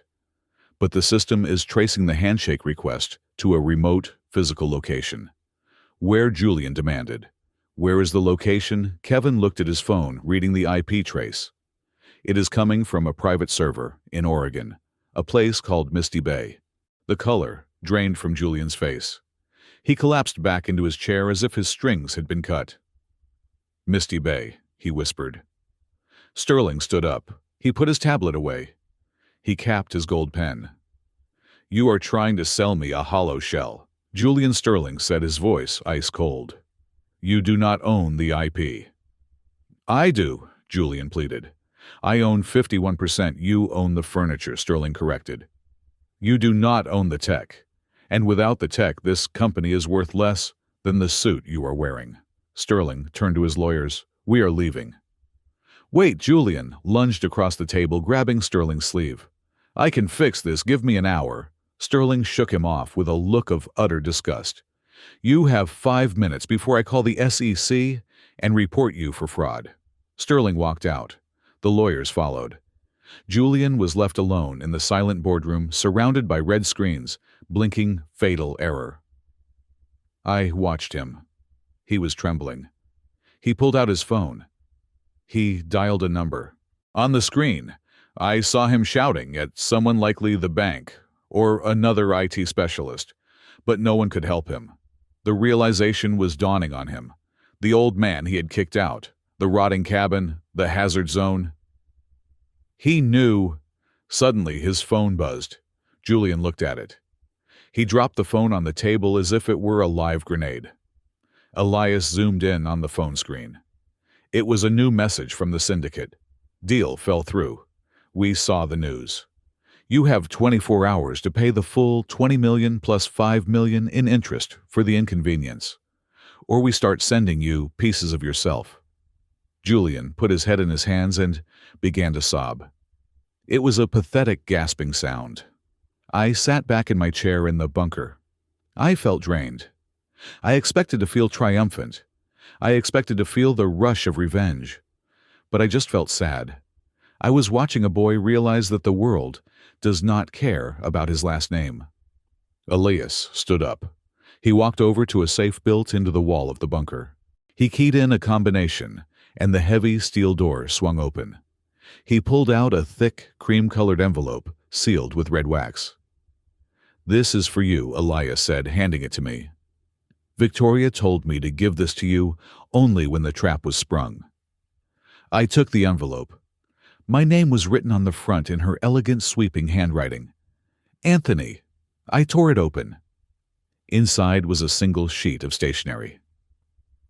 "My dearest Anthony, if you are reading this, then Julian has done exactly what I feared he would do. He has chosen greed over family. And you have found the courage to stop him. I am sorry I had to leave you in such a cruel way. I am sorry I had to make you look like a fool to the world. But it was the only way to protect you from the sharks and the only way to protect Julian from himself. You are now the warden of my legacy. You hold the power, and power is a heavy burden. I know your heart, Anthony. You are kind. You are gentle. You will want to save him immediately. You will want to fix this for him, because you cannot bear to see him suffer. Do not do it. Julian has never felt a consequence in his life. I shielded him from everything, and in doing so I crippled him. Do not save him until he learns how to be a man. Do not save him until he understands that actions have costs. And above all, do not let him know you control the switch. If he knows you have the power, he will try to manipulate you. He must believe that he is fighting fate, not his stepfather. Be the judge, Anthony, not the savior. I love you always. Victoria. I lowered the letter. My eyes were stinging. Even from the grave, she was guiding me. She was right. If I called Julian now and told him I could turn the system back on, he would just beg promise to change and then stab me in the back the moment the money was safe. He had to break. He had to shatter completely before he could be rebuilt. I looked up at Elias. He was watching me closely. "What does it say?" Elias asked. I folded the letter and placed it in my pocket, right next to my heart. "It says we wait," I replied. "But the syndicate," Elias warned. "They are not bluffing. They will hurt him." I looked at the screen. Julian was pacing the room, pulling at his hair, his face a mask of terror. "We will not let him die," I said, my voice steady. "But we are going to let him bleed. He needs to understand that money cannot solve this. He needs to come here, to the hazard zone." "Why?" Elias asked. "Because he needs to ask for help from the man he threw in the garbage," I said. "And until he knocks on that rotting door upstairs, the lights stay off." I turned back to the console. The red light of the manual override stared back at me like an unblinking eye. I was no longer just an architect. I was the architect of his purgatory, and I was prepared to watch him walk through the fire. It took exactly 7 days for the Prince of New York to become a rat in a maze. I watched it happen from 3,000 miles away, sitting in a Herman Miller chair with a mug of steaming coffee in my hand. Elias had set up a dedicated monitor just for Julian's downfall. It was not sadism, I told myself. It was necessary surveillance. We had to know where he was to ensure he did not do something irreversible like jumping off a bridge or fleeing the country before he learned his lesson. The descent was brutal. The Securities and Exchange Commission had moved faster than even Elias had predicted. When the sale to Apex Corp collapsed and the accusations of fraud hit the newswires, the federal freeze on Julian's assets was immediate. The bank accounts were locked. The credit cards were declined. The penthouse on Fifth Avenue, the one he had kicked me out of just a week ago, was now adorned with yellow police tape and a federal seizure notice. Julian was currently residing in room 204 of the Starlight Motel, a dilapidated establishment near the airport in Queens that charged $60 a night and likely did not ask for identification. I watched him through the hacked camera of his own laptop, which sat open on the stained duvet of the motel bed. He looked terrible. The designer suit he had worn to the signing was now wrinkled and stained with sweat. He had not shaved in 4 days, leaving patchy stubble that emphasized the gaunt hollowness of his cheeks. The arrogance was gone, replaced by a twitchy, feral paranoia. Every time a car door slammed outside in the parking lot, he flinched his eyes, darting to the flimsy wooden door of the room. He was not hiding from the police. He was hiding from the syndicate. According to Elias, who had been monitoring the dark web chatter, the debt collectors were getting impatient. They had sent a message 2 days ago, a brick thrown through the window of his favorite bar with a note attached to it. The note simply said, "Midnight is coming." Julian was running out of runway. He needed money, cash, untraceable immediate funds to buy his life back for another week. I saw him pacing the small room. He picked up his phone, checked his balance on an offshore crypto wallet he thought was secret. It showed 0 thanks to Elias diverting the funds to a charity for digital literacy, and threw the phone onto the bed. "Think," he muttered to himself. I could hear him through the laptop microphone. "Think, think, think. What is left? What is not in her name?" He stopped pacing. He looked at the wall, his eyes narrowing. The cabin. I sat up straighter in my chair. He remembered I said to Elias, who was working on the server rack behind me. Elias paused and walked over, leaning on his cane. "He is desperate," Elias observed. "He knows he cannot sell the townhouse or the cars. The government has those. But the cabin in Oregon, that was a direct bequest to you? It is off the books of the main estate. He thinks I am an idiot, I said. He thinks I am sitting in a leaking shack freezing to death. He thinks he can bully me into selling. Let him try, Elias said, a dry smile touching his lips. Put him on speaker when he calls. And remember the role, Anthony. You are not the mastermind. You are the confused, lonely widower who just wants peace. The phone on the desk buzzed. It was a burner number, but the location trace showed it was coming from the motel in Queens. I took a deep breath. I let it ring 3 times. Then I picked up. Hello, I answered, pitching my voice to sound weary and slightly confused. Tony Julian's voice cracked through the line. It was too loud, too bright, coated in a layer of fake enthusiasm that made my skin crawl. It is Julian. How are you, buddy? I paused. Julian, I asked, feigning surprise. Is that you? I thought. Well, after last week, I did not think you would be calling. Oh, come on, Tony. Don't be like that, Julian said, letting out a forced laugh. We were all stressed. The funeral, the will emotions were running high. I feel terrible about how things went down. Really terrible. I wanted to check on you. How is Oregon? I looked around the sleek, multi-million-dollar command center, then at the panoramic window overlooking the crashing waves. It is quiet, I said. It rains a lot. The roof leaks a bit in the kitchen. Perfect, Julian whispered, probably thinking he was off the line. Then his voice returned to full volume. That sounds rough, Tony. Listen, I have been thinking about Mom. I have been thinking about what she wanted. She wanted you to run the company, I said. How is that going, by the way? There was a silence on the other end. A heavy, loaded silence. It is great, Julian lied through his teeth. Business is booming, but that is actually why I am calling. I feel guilty, Tony. I am sitting here in this big, empty house, another lie, and thinking about you out there in the cold. It is not right. Mom would not have wanted you to live like a refugee. I am managing, I said softly. No, I cannot allow it, Julian insisted. Look, I want to make things right. I want to buy the cabin from you. I frowned, channeling my best stubborn old man persona. Buy it, but why? It is a wreck. You said so yourself. A hazard zone. Sentimental value, Julian said quickly. Too quickly. I want to turn it into a memorial, a place to honor her memory. I will fix it up. I will hire contractors. But I do not want you to have to deal with the burden of owning it. I looked at Elias. He rolled his eyes and made a money gesture with his fingers. How much, I asked. I can wire you $50,000, Julian said. Right now, cash. You can take that money and buy a nice condo in Florida. Get some sun. Retire properly. $50,000. The land alone was worth $200,000. The facility beneath it was worth $50 million.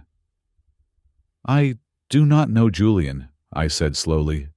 Victoria told me to stay here. She said the key was important. It is just a metaphor. Tony Julian snapped, his patience fraying. She was on morphine. She did not know what she was saying.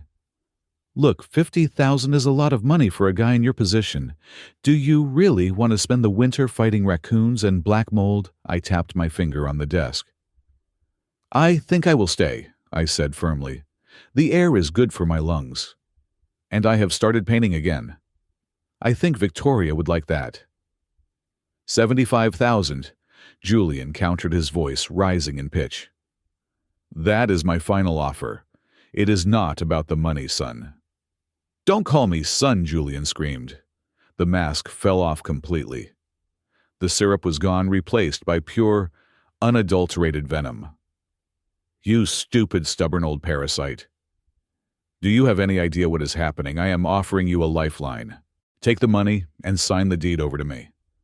Why do you need the deed so badly, Julian? I asked, dropping the confused act, just enough to sound suspicious. Are you in trouble? I am not in trouble. I am the CEO of Helios Dynamics, Julian yelled. though his voice shook with terror. "I just want that piece of trash land. Sell it to me, or I swear to God, Anthony, I will come out there and burn it down with you inside it." "Threats," I said calmly. "Is that how you negotiate now? I am done negotiating," Julian hissed. "You have 24 hours to change your mind. If you don't, I am sending people. People who do not care about your age or your bad back. Sign the papers, Tony, or you will never paint again." The line went dead. I put the phone down. My hand was shaking not from fear, but from adrenaline. It was sickening to hear him like that. He sounded like a cornered animal, lashing out at the only thing he thought was weaker than him. "He is not coming himself," Elias said, looking at the screen. "He is too cowardly for that, and he cannot afford a plane ticket." I looked at the monitor, showing the motel room. Julian was already making another call. He is calling someone named Vinny, Elias, narrated as he traced the digital handshake. Vinny is a low-level enforcer for a loan shark in Portland. Not the syndicate, just local muscle, cheap, brutal. I watched Julian on the screen. He was gesturing wildly, shouting into the phone. "Yeah, just scare him," Julian was saying. "Break a few fingers if you have to. Just get him to sign the power of attorney. I will email you the document. 50 grand for the job. You get paid when I sell the land." "He does not have 50 grand, I said. "He is lying to the hitman," Elias confirmed. "Which means when this Vinny character finds out he is not getting paid, he will likely turn on Julian. But that is a problem for later. Right now, his problem is us." Elias turned to me. "They will be here by nightfall. Portland is only a 3-hour drive." I stood up and walked to the wall of screens. I looked at the external cameras. The sun was setting over the Pacific, casting long, bloody shadows across the water. The fog was rolling in thick and white, obscuring the tree line. It was the perfect night for a home invasion. "Are we ready?" I asked. Elias tapped his cane on the floor. He typed a command into the console. On the screen, a schematic of the property appeared. Green lights flickered on around the perimeter of the house. "Perimeter sensors active," Elias listed. "Thermal imaging cameras online. The electrified fence disguised within the overgrown hedges is charged to 10,000 volts, non-lethal but agonizing. The sonic repellers are set to a frequency that induces immediate nausea and disorientation. And if they actually manage to breach the door well, the hallway suppression system uses pressurized water cannons mixed with indelible dye." He looked at me. "We have a fortress, Anthony, but you have to give the order. These systems are designed to be defensive, but they can cause serious injury if the intruders are persistent." I thought about the thugs Julian had hired, men who broke fingers for money, men who preyed on the weak. And I thought about Julian sitting in his filth, ordering violence against the man who had raised him for a decade. "Let them come," I said. My voice surprised me. It was not the voice of Anthony the architect. It was cold, hard. Elias nodded. He approved. I went upstairs to the main living area. I did not want to hide in the basement. I wanted to be standing there when they arrived. I wanted to see the look on their faces when the rotting shack fought back. I made myself a sandwich. I sat in the Eames lounge chair facing the front door.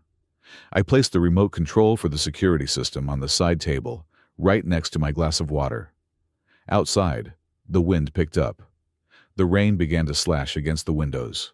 The storm was providing cover just as they would want. Around 9 o'clock, the sensors tripped. A soft chime echoed through the house, barely audible over the thunder. Motion detected. Sector 4. "Driveway," the automated voice whispered. I picked up the tablet on my lap. The thermal camera feed showed a beat-up sedan crawling up the muddy track. It stopped just past the hazard zone sign. 4 heat signatures exited the vehicle. They were big men. They carried baseball bats and crowbars. They moved with the confident swagger of predators approaching a trapped rabbit. They had no idea that they were walking into the mouth of a dragon. I took a bite of my sandwich. I watched them approach the front porch. The lead man, a giant in a leather jacket, kicked a piece of the rotten railing. It crumbled, and he laughed.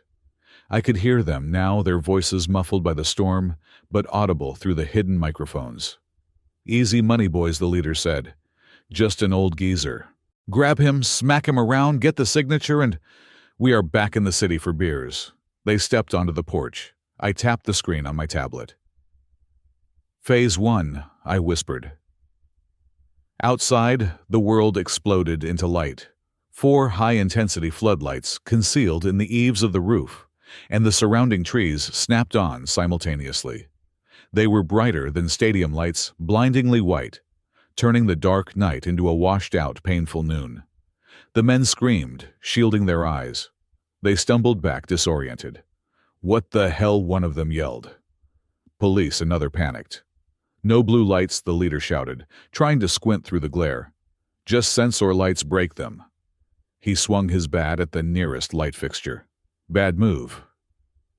I tapped the second icon on my screen. The sonic repellers engaged. It was a sound below the range of human hearing, but the body felt it. It resonated in the inner ear, creating an instant, violent sensation of vertigo. On the screen, I watched the men drop to their knees. 2 of them vomited immediately. The leader tried to stand, stumbling, like a drunkard, clutching his head. "Stop it!" he screamed. "Make it stop!" They were in chaos, but they were stubborn. The leader, driven by either stupidity or desperation for Julian's promised money, crawled toward the door. He raised his crowbar to smash the lock. He reached for the door handle. I did not activate the electric shock. Not yet. I wanted to look him in the eye. I stood up and walked to the door. I unlocked it manually. The sound of the heavy deadbolt sliding back made the man pause. I pulled the door open. The leader looked up. He was on his hands and knees, drool hanging from his lip, his eyes streaming from the glare. He expected to see a terrified old man. Instead, he saw me, standing tall, backlit by the warm, expensive glow of the interior. I was wearing a cashmere sweater and holding a crystal glass of water. Behind me, he could see the sleek, Italian furniture, the marble countertops, the impossible luxury hidden inside the rot. The confusion on his face was absolute. His brain could not process the data. "You have 3 seconds to leave my property," I said. My voice was amplified by the hidden speakers booming like the voice of God over the storm. "Who are you?" the man stammered. "I am the hazard," I replied. I pressed the final button on the remote in my pocket. The high-pressure sprinklers concealed, in the porch ceiling activated, but instead of water they sprayed a mix of pepper spray and indelible blue dye. The screaming that followed was not out of pain, but out of sheer overwhelming sensory overload. They were blind, deaf, and nauseous, and now choking on capsaicin. They broke. They scrambled backwards, slipping in the mud, falling over each other to get away from the house from hell. They left their bats. They left their dignity. They piled into their sedan, sideswiping a tree in their panic, and sped off into the night, their taillights disappearing into the fog. I watched them go. I closed the door. I locked it. I walked back to the tablet and deactivated the defenses. The lights died down. The hum stopped. Silence returned to the cabin. I picked up the phone and dialed Elias in the basement. "They are gone," I said. "Excellent," Elias replied. "I have the footage, high definition. Should I send it to the police?" "No," I said. "Send it to Julian." I could almost hear Elias smiling. "With a message?" he asked. "Yes," I said. "Tell him his eviction notice is ready, and tell him that if he wants to survive, he needs to come and get it himself." I hung up. I went to the window and looked out at the dark, churning ocean. The first battle was won, but the war was just beginning. Julian was broke terrified, and now he knew that his stepfather was not just a victim. I had shown my teeth. Now, I had to wait for him to realize that the only safe place left in the world was the one place he was most afraid to go.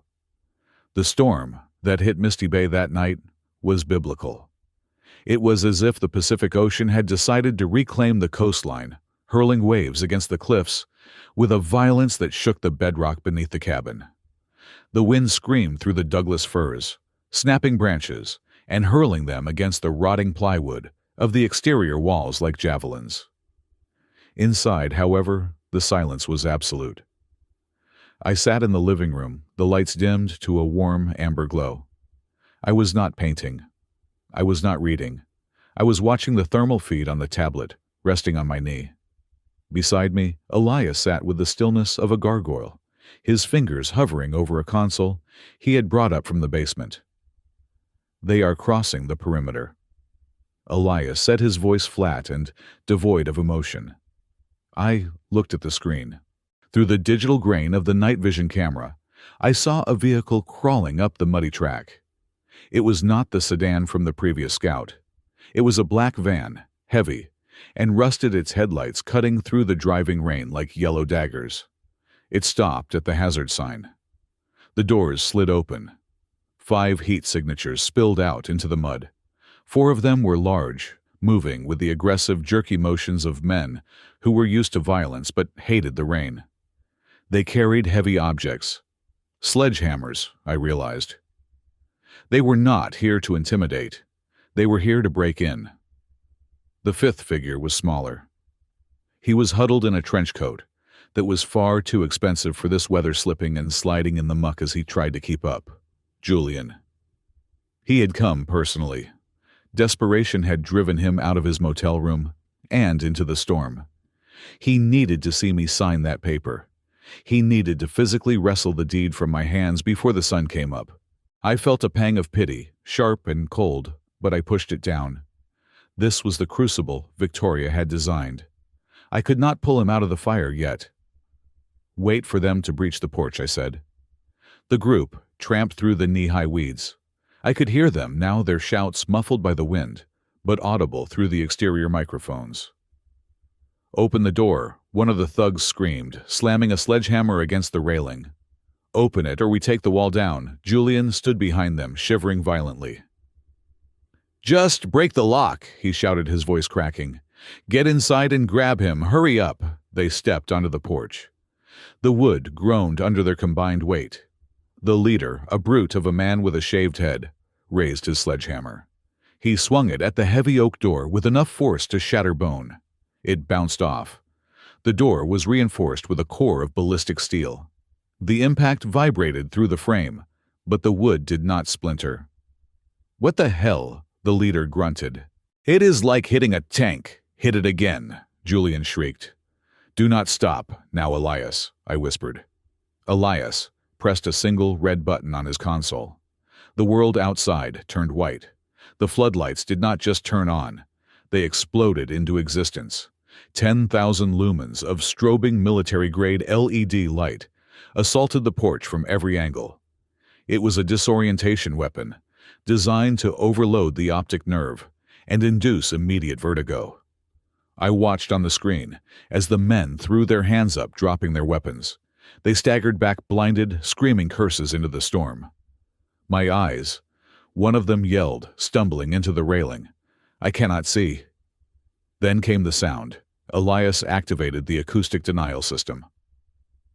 It was a directional speaker array hidden in the eaves. It emitted a fluctuating high-frequency screech that felt like a drill boring directly into the skull.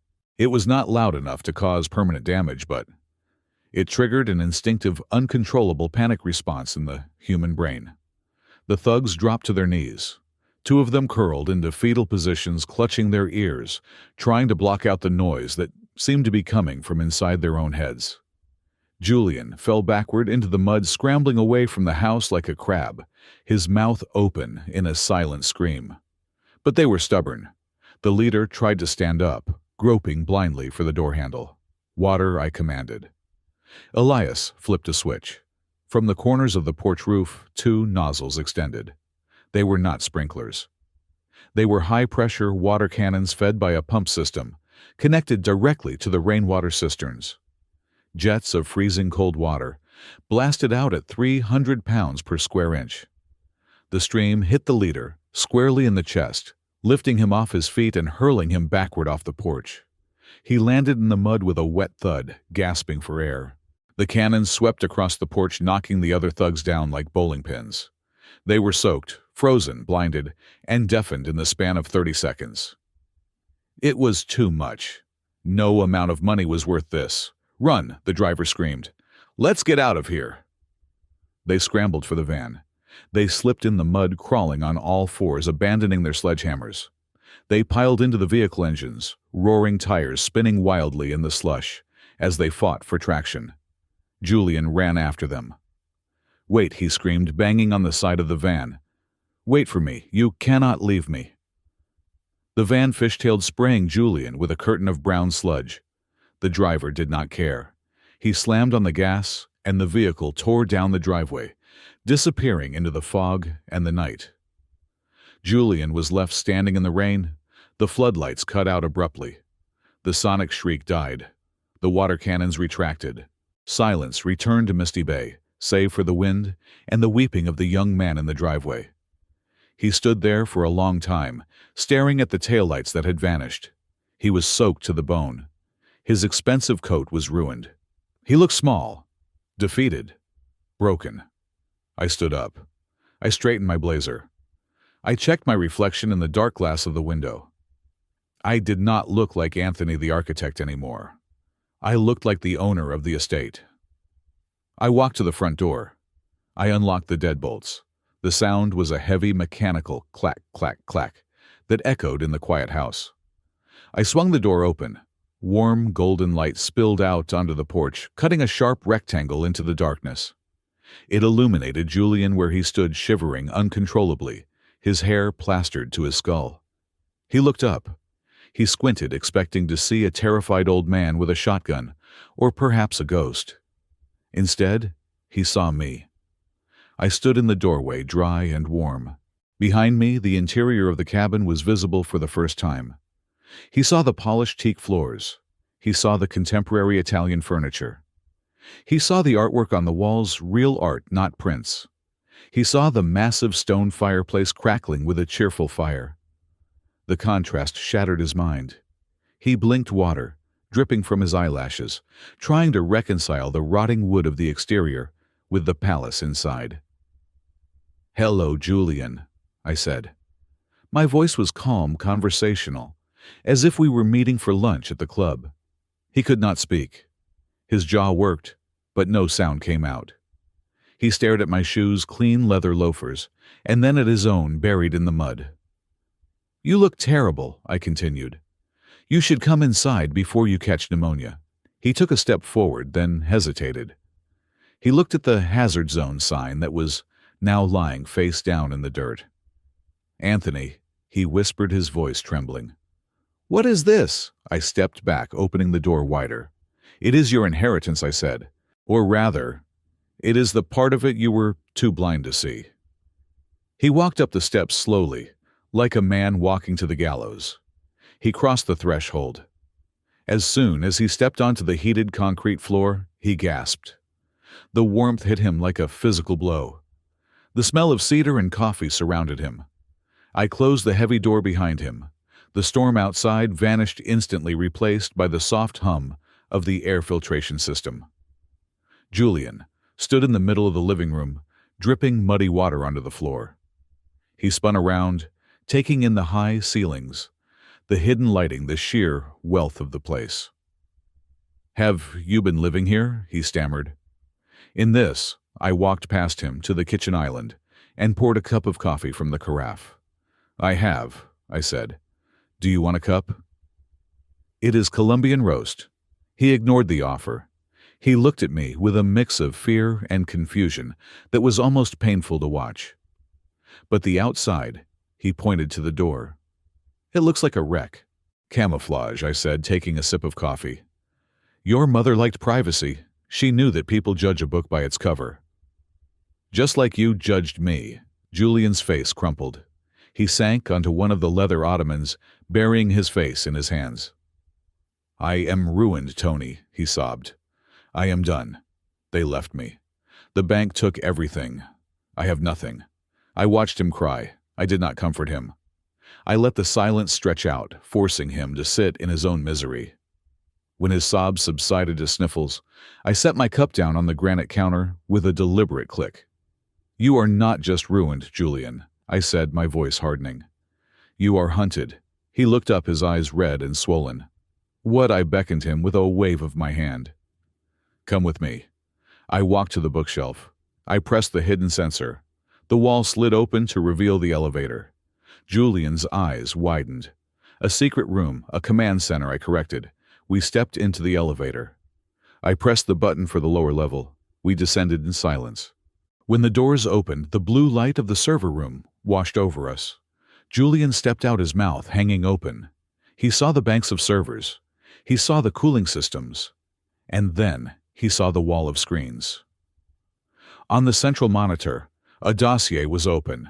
It rotated in 3D, displaying a complex web of transactions, phone logs, and surveillance photos. Julian walked toward it, drawn like a moth to a flame. He froze when he saw his own face on the screen. It was a surveillance photo taken 3 days ago outside a casino in Atlantic City. Next to it was a transcript of a text message conversation. Subject: Julian Vance. Debt: $20 million. Creditor: the syndicate. Status: default. He whirled around to face me. "How do you have this?" he whispered. "This is impossible. This is encrypted." I walked over to the desk and leaned against it, crossing my arms. "We own the encryption, Julian. We always have." He looked from me to the screen, and then his gaze landed on Elias, who was sitting in the corner, obscured by shadows. Elias leaned forward, the light catching the scar on his face. "Hello, Julian," Elias said. Julian screamed. He actually screamed, stumbling back and falling over his own feet. "You," he gasped, pointing a shaking finger. "You are dead. I went to your funeral. I got better," Elias said dryly. Julian scrambled backward until his back hit the glass wall of the server rack. He looked trapped. He looked at me, his eyes wide with a new kind of terror. "What is happening?" he pleaded. "Who are you people?" I walked over to him and crouched down so that we were eye level. "We are the people you tried to destroy," I said softly. I pointed at the screen displaying his debt. "We know about the $20 million, Julian. We know about the loan sharks. We know about the fraud. We know you tried to sell a company you did not own. And we know that right now there is a hit squad driving from Portland with your name on a bullet." Julian began to hyperventilate. "Please," he choked out. "Please help me. I do not want to die. I will do anything. I will sign the cabin over to you. I will sign anything." I laughed. It was a cold, bitter sound. "I do not need you to sign the cabin over to me, Julian. I already own it. I own this building. I own the servers. I own the code." I leaned in closer. "I own Helios Dynamics." Julian stopped breathing. The realization hit him like a physical blow. "You whispered." "You have the license." I nodded. I turned the lights off, Julian. "And I am the only one who can turn them back on." He stared at me, seeing me for the first time. Not as the stepfather he had mocked, not as the gold digger, but as the man who held his life in the palm of his hand. He slumped forward, putting his forehead on the cold, metal floor. "Oh, God," he moaned. "Oh, God, I am so sorry." I stood up and looked down at him. "Sorry is a start," I said. "But it is not a currency I accept anymore." I walked back to the desk and sat down in the command chair. "Get up, Julian," I commanded. He struggled to his feet, wet and shivering and pathetic. "We need to talk about your debt," I said. "And we need to talk about what you are going to do to earn your life back. Because as of this moment, you do not work for yourself anymore." I gestured to the empty chair opposite me. "Sit down. The interview for your new position starts now." The only sound in the underground bunker was the hum of the cooling fans and the wet, ragged breathing of my stepson. Julian sat in the metal chair where I had placed him, his expensive trench coat, ruined mud dripping from the hem onto the pristine grating of the floor. He looked small. The arrogance that had defined him for a decade had evaporated, leaving behind a terrified child trapped in a man's body. Elias stood over him, leaning on his cane.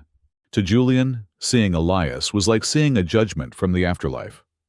The former security chief had been the bogeyman of Julian's childhood, the one man Victoria trusted to discipline him, the one man who saw through his lies. "You look like you have seen a ghost," Elias said, his voice scraping like sandpaper against stone. "I thought you were dead," Julian stammered, his eyes darting between Elias and the wall of monitors. "The police report, the funeral. It is amazing what you can buy with enough money and the right connections," Elias replied. "Your mother needed a ghost to build her machine. So she made one." Julian looked at me.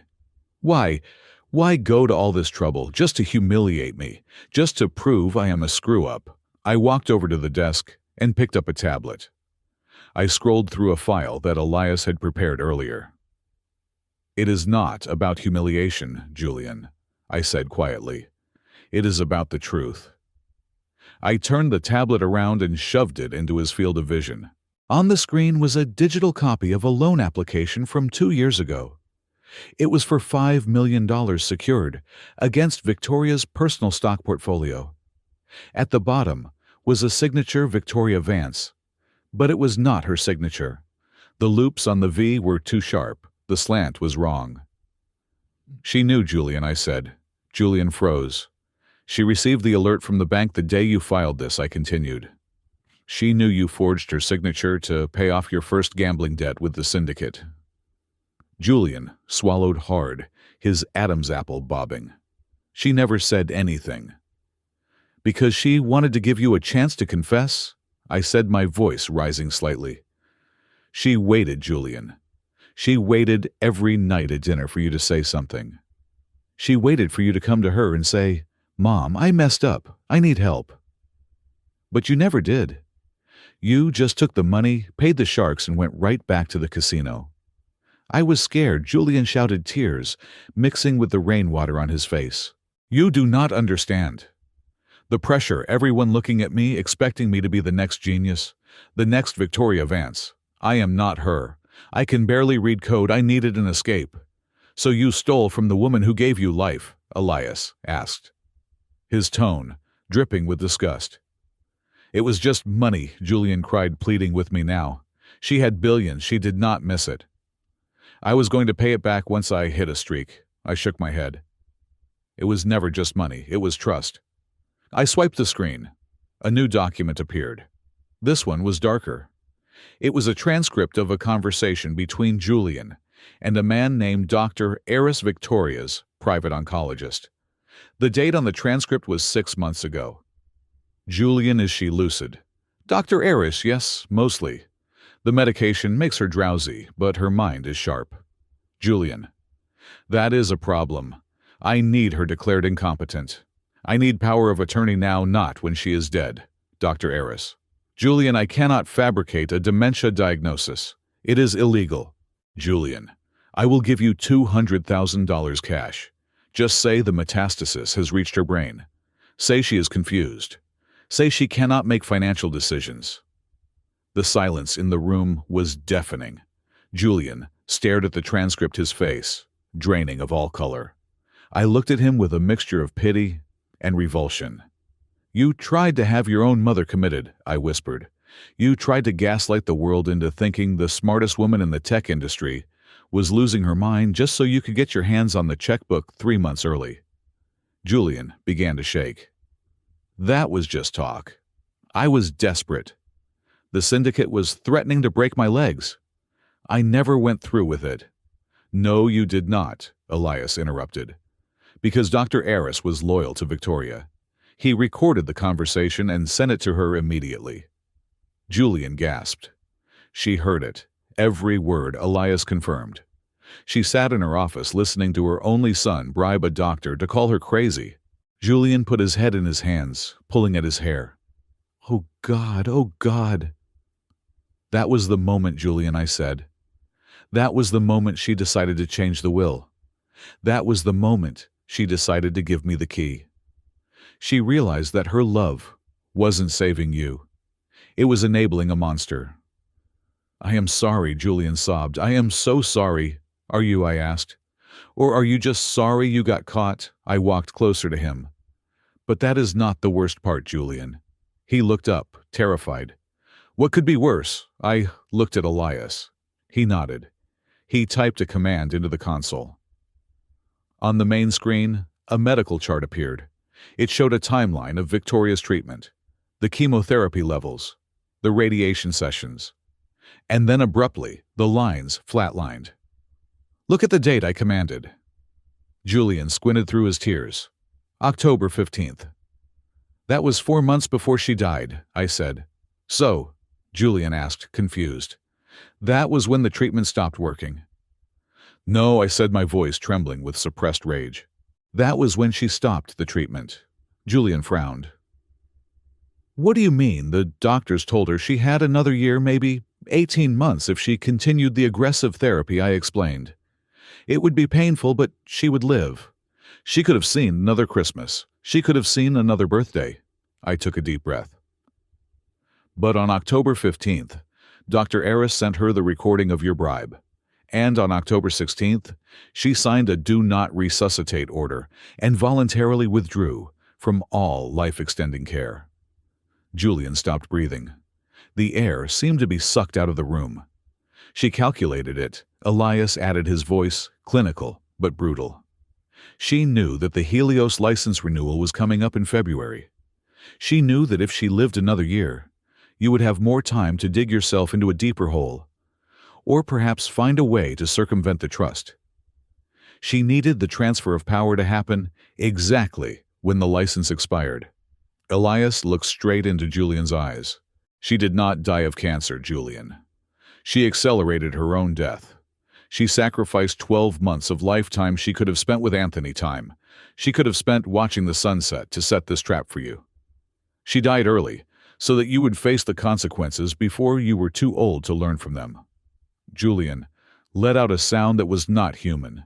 It was a keen of pure, unadulterated agony. He fell out of the chair, curling into a ball on the metal grating. Mom, he screamed. Mom, he hammered his fists against the floor. The weight of it crushed him. The money, the fraud, the threats, it all paled in comparison to this.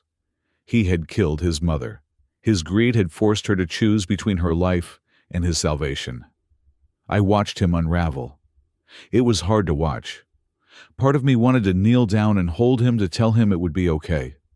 But I could feel the letter in my pocket. Do not save him until he learns. I stood my ground. I let him scream until his voice gave out. I let him cry until he was dry heaving. Finally, after what felt like an hour, he lay still, his chest heaving. Why, he whispered hoarsely. Why didn't she just hate me? It would have been easier. Because she was your mother, I said softly. And she loved you enough to hurt you? Elias cleared his throat. The sound was sharp, cutting through the emotional, heavy fog. We do not have time for a wake, he said. He pointed to a blinking red light on the map screen. The burner phone you used to call the hitman Elias, said to Julian. You still have it. Julian nodded weakly, patting his pocket. Throw it away, Elias commanded. Now. Julian pulled out the cheap plastic phone. Why? Because the syndicate has a backdoor in the carrier's network, Elias explained. They pinged the location 10 minutes ago. They know you are here. Julian dropped the phone, as if it were burning hot. They are coming. They are already on the way, Elias said. And this is not a collection team, Julian. They sent you a message saying you had 24 hours. That was yesterday. Elias tapped the screen, bringing up a live satellite feed of the highway leading to Misty Bay. 2 black SUVs were moving fast, cutting through the storm. Professional cleaners, Elias analyzed. They are not coming to break your legs. They are coming to put you in a barrel and dump you in the Pacific. They realized you have no money. You are a liability. You know too much about their operation. It is cheaper to delete you than to wait for a payment that will never come. Julian scrambled to his feet, panic overriding his grief. Help me, he begged, grabbing my arm. Anthony, please. You have the security system. You stopped those thugs earlier. You can stop these guys, right? I looked at his hand on my arm. His grip was desperate. I can, I said calmly. This facility is impregnable. Elias can lock down the blast doors. We can activate the military-grade defenses. We can call the FBI and hand them the surveillance footage. You would be safe here. Oh, thank God, Julian exhaled, sagging with relief. Thank God. Lock the doors, do it. I pulled my arm away. I did not say I would do it. Julian froze. What? I walked back to the desk and sat down. I picked up the coffee cup, which was cold now. You are asking me to start a war with an international crime syndicate, I said. You are asking me to risk my life, Elias's life, and the legacy of this company to save you, again. But I am your son, Julian cried. Well, stepson, we are family, are we? I asked. Yesterday you told me to rot in a hazard zone. You tried to evict me. You called me a parasite. I was wrong. I admitted it. Words are cheap, Julian. And right now your stock is trading at zero. I looked at the timer on the wall.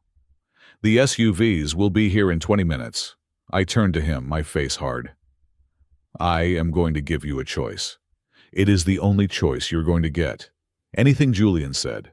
Anything. Option A, I said, holding up one finger. I open the front door. You walk out. You wait for your friends from the syndicate. You explain to them why you do not have their $20 million. Maybe they will be understanding. Julian turned pale. They will cut me into pieces. Option B.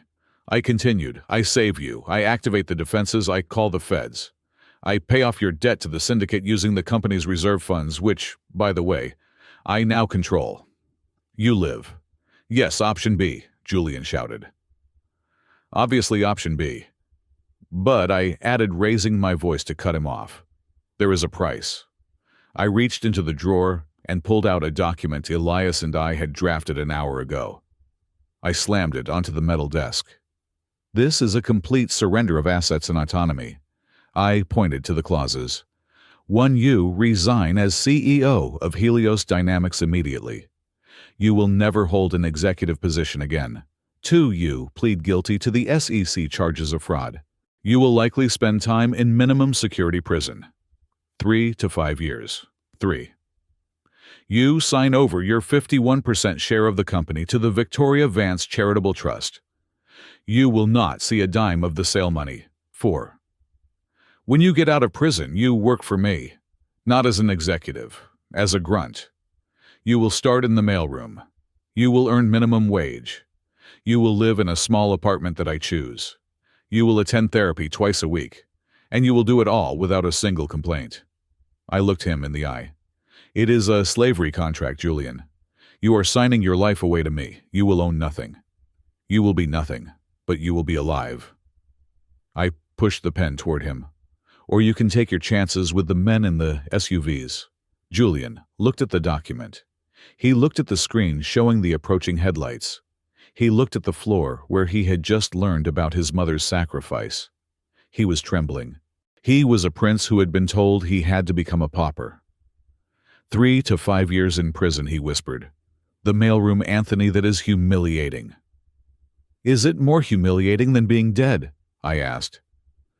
10 minutes, Elias announced from the corner. They just passed the turnoff. Julian looked at the pen. He looked at me. He was searching for a sign of weakness, a sign that I was bluffing. He found none. I was the rock. I was the cliffside. He reached out and took the pen. His hand was shaking so badly he could barely hold it. If I sign this, he whispered, I lose everything. No, Julian, I said softly. If you sign this, you lose the things that are killing you. He hesitated one last second. Then he pressed the pen to the paper. He signed, Julian Alexander Vance. He dropped the pen and fell back against the server rack, sliding down to the floor, defeated. I picked up the document. I checked the signature. It was real. I turned to Elias. Lock it down. Elias nodded. He punched a large red button on the console. Massive steel shutters slammed down over the windows upstairs with a sound like thunder. The blast doors to the elevator shaft sealed with a hiss of hydraulics. The external perimeter defenses armed themselves with a menacing hum. We were sealed in. I looked down at Julian. "Welcome to the first day of your life," I said. Julian did not answer. He just stared at his hands stripped of his power, stripped of his arrogance, and for the first time in 20 years, completely and utterly safe. But outside, the wolves were scratching at the door, and they were not going to leave without a fight. The ink on Julian's surrender was barely dry when Elias spun his chair around to face the main console. The atmosphere in the bunker shifted instantly, from a courtroom to a war room. The digital map on the wall showed the two black SUVs less than 3 miles away, tearing down the coastal highway with reckless speed. "We have 6 minutes," Elias said, his voice clipped and precise. I looked at Julian. He was slumped against the server rack, staring at the document he had just signed. He looked like a man who had survived a plane crash, only to realize he was stranded on a desert island. "Anthony," he whispered, "you said you would save me." "I am saving you," I replied, walking over to the terminal next to Elias. "But saving you means making sure you are no longer worth killing." I looked at the screen. A file named Phoenix Protocol was blinking in red. It was the nuclear option. Victoria had designed it as a failsafe away to ensure that if Helios Dynamics ever fell into the wrong hands, like the Syndicate, or a corrupt board, the technology could not be weaponized. "Initiate the transfer," I commanded. Elias typed a sequence of commands. On the screen, a progress bar appeared. "Transferring assets to the Victoria Vance Global Health Initiative. Asset class source code intellectual property and patent rights. Status irrevocable." Julian scrambled up, reading the screen. "What are you doing?" he gasped. "That is the company, that is the code." "It is the leverage," I corrected. "As of this moment, Helios Dynamics is a hollow shell. The source code. The brain of the AI is being donated to a non-profit trust dedicated to medical research. It is open source now, Julian, free for the world." "But the stock," Julian stammered. "My shares, paper," I said. "By tomorrow morning, the stock you hold will be worth less than the napkin you wiped your mouth with at lunch. You are broke. And because you are broke and the company is worthless, the Syndicate has no reason to extort you anymore. They cannot bleed a stone." The progress bar hit 100%. Transfer complete. I felt a weight lift off my chest. It was done. The billions were gone. The empire was dismantled. All that was left was the man standing in front of me and the danger rushing toward us. Elias tapped his cane on the floor. "That solves the long-term problem," he said. "Now for the immediate one. They are at the gate." I looked at the surveillance feed. The two SUVs smashed through the wooden gate at the end of the driveway, splintering the old wood like matchsticks. They roared up the muddy path, sliding sideways, mud spraying from their tires. They stopped in front of the cabin. 8 men got out. These were not the street thugs from earlier. These men moved with military precision. They wore tactical vests and carried suppressed assault rifles. They fanned out, checking corners, their movements synchronized. Julian whimpered, "They are going to kill us." "They are going to breach the door. Relax," Elias said. He pulled a joystick from the console. "It is time for a little theater." He pressed a button labeled Project Bluebeam. I watched the screen, fascinated. Outside, the storm was raging, but suddenly the darkness was pierced by flashing red and blue lights. They were not coming from cars. They were coming from high-powered projectors concealed in the trees surrounding the property. Simultaneously, the acoustic system, the same one that had deafened the earlier intruders, began to play a soundtrack. But it was not a sonic weapon this time. It was the sound of sirens, dozens of them, overlaid with the thumping chop of a helicopter rotor and the amplified voice of a police negotiator. "This is the Oregon State Police." The voice boomed from the hidden speakers, echoing off the cliff so realistically, it shook the walls. "We have the perimeter surrounded. Drop your weapons and come out with your hands up." On the screen, the tactical team froze. They looked around, confused. The flashing lights were everywhere, reflecting off the wet leaves, creating the illusion of a massive police blockade just beyond the tree line. "Helicopter inbound," the voice shouted. "Snipers, take your positions." The leader of the hit squad tapped his earpiece. I could see him shouting into his radio, likely asking his overwatch why they had not spotted the cops. But the storm and the acoustic interference were jamming their signals. "Abort," the leader signaled with a sharp hand motion. "It is a trap, abort." They did not hesitate. They were professionals. They knew that a firefight with a SWAT team was a losing proposition. They piled back into the SUVs with disciplined haste. The engines roared and they reversed down the driveway, disappearing into the fog as quickly as they had arrived. Elias chuckled, a dry, rasping sound. "Amateurs," he muttered. "They always trust their eyes before their instincts." Julian let out a long, shuddering breath. "They are gone, for now," I said. "Once they realize there are no police reports, they will know they were tricked." "But by then you will be in federal custody." "Custody?" Julian asked. I pointed to the phone on the desk. "Elias called the real police 10 minutes ago. They are about 20 minutes out." "You are going to surrender to them, Julian." "It is the only way to keep you safe tonight." Julian nodded, accepting his fate. "I thought it was over. I thought we had won."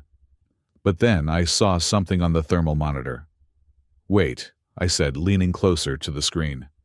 The SUVs were gone. The driveway was empty. But on the thermal feed of the roof there was a heat signature. A single glowing red silhouette. It was prone, crawling along the ridgeline of the cabin. Elias swore softly. "We missed one." "Who is it?" Julian asked, his voice spiking with panic again. "Not the syndicate." Elias said, his fingers flying across the keyboard to analyze the signature. "The syndicate operates in packs. This is a solo operator. Look at the heat distribution. He is wearing a thermal suit to mask his signature, but the rain is degrading the shielding." The figure stopped above the chimney. "He is not here for Julian," I realized. "No," Elias agreed. "He is here for the drive. Apex Corp," I said. "Sterling."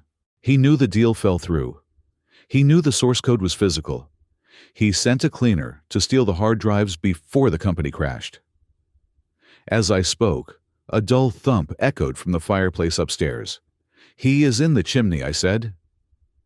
"The elevator," Elias barked. "We need to seal the bunker." But the elevator was slow, and if he breached the server room, we would be trapped in a metal box with no exit. "No," I said. "If we seal the bunker, he will just use explosives to blow the door. He wants the drives. He will destroy everything to get them. We have to draw him away from the servers." I looked at Julian. "Can you run?" I asked. Julian nodded, terrified, but focused. "We are going upstairs," I said. "What?" Julian screamed. "Are you crazy?" "He expects us to be hiding in the vault," I explained. "He is going to drop down the chimney and come straight for the bookshelf entrance. We need to catch him in the living room before he finds the lab." I grabbed a heavy Maglite flashlight from the desk. "Elias, stay here. Lock the server racks. If he gets past us, initiate the magnetic wipe. Destroy the data." Elias nodded grimly. "Go." I dragged Julian into the elevator. We rode up in silence. My heart was hammering against my ribs, but my mind was clear. I was an architect. I knew every angle, every shadow, every structural weakness of this house. This was my terrain. The elevator doors opened. The living room was dark, lit only by the dying embers of the fire and the flashes of lightning outside. The grate of the fireplace had been kicked out. Soot was scattered across the expensive rug. "He is here," I whispered. A shadow moved near the kitchen island. It was fast, fluid. I pushed Julian behind the sofa. "Stay down," I hissed. The figure turned. He was dressed in black tactical gear, wearing night vision goggles. He held a pistol with a long suppressor attached to the barrel. He saw me. "Mr. Smith," a voice came from behind the mask. It was calm, modulated. "Step away from the wall. I know the entrance is behind the bookshelf." "You are trespassing," I said, keeping my voice steady. "The police are on their way." "I have 10 minutes," the assassin said. "That is plenty of time to acquire the target and remove any witnesses." He raised the gun. "Run!" I shouted to Julian. I threw the heavy flashlight at the assassin's head. He dodged it easily, but it bought me a second. I dove behind the granite island, just as a bullet chipped the stone where my head had been. The sound was a soft thwip, a subsonic round. Julian scrambled toward the hallway, slipping on the polished floor. The assassin ignored him. He knew Julian was irrelevant. He wanted the code. He moved toward the bookshelf. I could not let him find the elevator. "Hey!" I shouted, grabbing a ceramic vase and hurling it. It shattered against his shoulder. He turned annoyed. He raised the gun again, aiming at my chest. I had no weapon. I had no cover. I stared down the black barrel of the gun, realizing that my story was about to end here, on the floor of a house I had inherited out of spite. But then a blur of motion came from the right. Julian. He had not run away. He had grabbed a heavy fire poker from the hearth. With a scream that was half terror and half rage, he swung it at the assassin's arm. He was not a fighter. His form was terrible. But the element of surprise was on his side. The iron poker connected with the assassin's forearm. There was a sickening crunch. The gun skittered across the floor. The assassin grunted. He spun around and backhanded Julian with a force that lifted my stepson off his feet. Julian flew backward, crashing into the glass coffee table. He landed hard and did not get up. "No," I screamed. The assassin drew a combat knife from his vest. He stepped toward Julian to finish him. I looked around frantically. I needed something. Anything. Then I saw it. The fire alarm panel on the wall near the pantry. This house was a fortress, and fortresses have fail-safes. The assassin raised the knife. I lunged for the panel. I did not pull the fire alarm. I punched the code for the server suppression system. The house was designed to protect the data at all costs. In the event of a fire in the main intake vents, the system was programmed to flood the sealed zones with halon gas. It was an older system, dangerous to humans, because it displaced oxygen to starve the fire. I hit enter. A loud pneumatic hiss filled the room. The vents in the ceiling popped open. Thick, colorless gas poured into the living room. The assassin paused. He looked up. He realized instantly what was happening. He tried to take a breath, but there was no air. Halon works fast. It drops the oxygen levels below 12% in seconds. The assassin staggered. He clutched his throat. He tried to move toward the door, but his muscles were already failing him. He dropped to one knee. I held my breath. I scrambled across the floor to Julian. He was groaning, blood streaming from a cut on his forehead. I grabbed his collar and dragged him toward the front door. My lungs were burning. My vision was starting to tunnel. The assassin lunged one last time, swiping the knife at my leg. He missed by an inch. He collapsed face down on the rug, twitching. I reached the door. I threw the deadbolt. I pushed it open. The storm rushed in. Sweet, oxygen-rich air filled my lungs. I gasped, coughing violently. I dragged Julian out onto the porch into the rain. We lay there on the wet wood, gasping for air, the rain washing the blood and soot from our faces. I looked at Julian. His eyes were fluttering open. "Did I get him?" he wheezed. "You got him," I said, panting. "You saved my life, Julian." He managed a weak, bloody smile.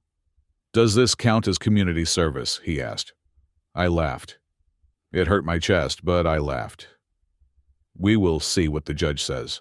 From the distance, real sirens began to wail. Not a recording, not a trick. Blue and red lights swept around the curve of the cliff road, reflecting off the wet asphalt. I looked back inside the house. The gas was dissipating. The assassin was motionless on the floor. Elias's voice came over the intercom speaker on the porch. Anthony status. We are alive, I said into the air. Julian is hurt, but he is stable. The threat is neutralized. Good, Elias said. The police are at the gate. I am wiping the security logs. As far as they are concerned, you were the victim of a home invasion and acted in self-defense. I looked at Julian. He was trying to sit up. They are here, he said, watching the police cruisers swarm the driveway. Are you ready? I asked. He nodded. He looked at the handcuffs on the belt of the approaching officer.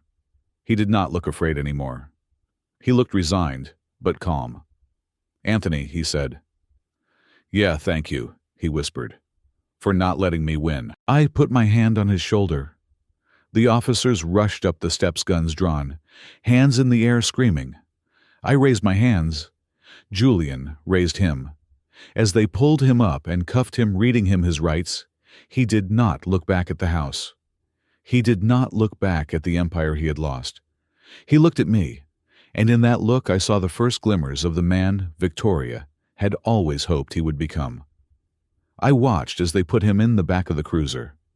I watched as the paramedics rushed past me to check on the assassin. I stood alone on the porch of the cabin that was no longer a ruin, but a fortress that had held the line. The war was over. The cleanup was just beginning. The flashing red and blue lights of the police cruisers were the only things cutting through the thick coastal fog as they drove away, taking my stepson with them. I stood on the porch of the cabin, the rain finally beginning to taper off into a cold, steady drizzle. The adrenaline that had fueled me through the night, through the assault. The gas and the confrontation was draining away, leaving behind a profound exhaustion that settled deep in my bones. Elias walked out from the interior, his cane tapping rhythmically on the wet wood. He stood beside me, watching the taillights fade into the darkness of the tree line. It had to be done, Elias said quietly. I know, I replied, my voice hoarse, but it does not make it feel like a victory. It was not a victory in the traditional sense. It was a salvage operation. We had saved the ship, but the cargo was lost, and the captain was in irons. The next 6 months were a blur of depositions, court hearings, and legal maneuvering that made the corporate world look like a playground. I stood in the federal courthouse in Manhattan, wearing a suit I had bought off the rack, because all of my bespoke ones were still locked in the townhouse I was forbidden to enter. I looked across the aisle at Julian. He looked different.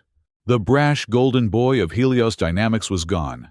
In his place sat a young man in an orange jumpsuit, his hair cut short, his posture slumped.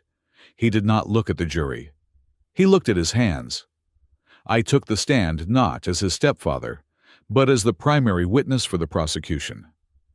I handed over the evidence Elias and I had compiled, the forged loan documents, the recordings of his attempts to bribe Dr. Eris, the wire fraud attempts. It was damning. The prosecutor, a sharp woman with eyes like flint, laid it all out. Julian was looking at 20 years for fraud, embezzlement, and conspiracy. But then came the twist Victoria had engineered from the grave, the part of the plan that relied entirely on mercy. When it was my turn to give a victim impact statement, I did not ask for the maximum sentence. I stood up, adjusted the microphone, and looked directly at the judge. Your Honor, I said, keeping my voice steady, Julian Vance is guilty. He broke the law. He betrayed his fiduciary duty. But he was also a pawn in a much larger, much more dangerous game. He was being extorted by a criminal organization known as the Syndicate. His actions were driven by terror, not just greed. I paused, looking at Julian. He finally looked up at me, his eyes wide with surprise. I am asking the court for leniency, I continued. And in exchange, the defendant is prepared to offer full cooperation in the dismantling of the Syndicate's financial network. It was a gamble. If Julian testified against the Syndicate, he would be a marked man for the rest of his life. But inside a federal prison, he was untouchable. The Syndicate could reach him on the street, but they could not easily reach him in a high-security wing of a federal penitentiary. Prison was not his punishment. It was his shelter. The judge agreed. Julian, allocated, confessed fully, and gave the FBI names, dates, and account numbers that Elias had helped him decrypt. It was enough to launch a dozen RICO indictments against the loan sharks and the enforcers. The sentence was handed down on a Tuesday morning: 5 years in a federal correctional facility. With good behavior, he could be out in 3. When the gavel banged, finalizing the judgment, I saw Julian's shoulders drop. It was not a slump of defeat. It was a release of tension. For the first time in 10 years, he did not have to look over his shoulder. He did not have to worry about a debt he could not pay. He was safe. After the trial, I returned to New York one last time to dismantle the empire. I walked into the Helios Dynamics boardroom. It was empty, stripped of the expensive art and the high-tech screens. The company was in receivership. The stock had flatlined at zero, just as we predicted. I sat at the head of the table, Victoria's old seat. Elias sat to my right. "Are you sure about this?" Elias asked, sliding a document toward me. "Once you sign this, the billions are gone forever." I looked at the paper. It was the charter for the Victoria Vance Global Health Initiative. "I am sure," I said. I signed my name. With that stroke of the pen, the proprietary source code of Helios, the artificial intelligence that had made the company a titan, was released into the public domain. We gifted it to 3 major universities and the World Health Organization. We repurposed the code from data mining to diagnostic imaging. The same algorithms that used to track consumer spending were now being used to detect early-stage pancreatic cancer. Helios Dynamics ceased to exist. In its place, a foundation was born. I was named the honorary chairman, a title that came with no salary, but a great deal of peace. And Elias, the ghost, came back to life. With the syndicate dismantled by Julian's testimony, the hit on Elias was lifted. He did not reclaim his old identity. He liked being dead too much, but he became my legal consultant and the manager of the Misty Bay estate. We returned to Oregon, to the hazard zone. 3 years passed. The seasons on the coast were harsh, but they were honest. The rain washed away the pretense. The wind scrubbed the soul clean. I spent those 3 years working, not on blueprints for skyscrapers, but on the cabin.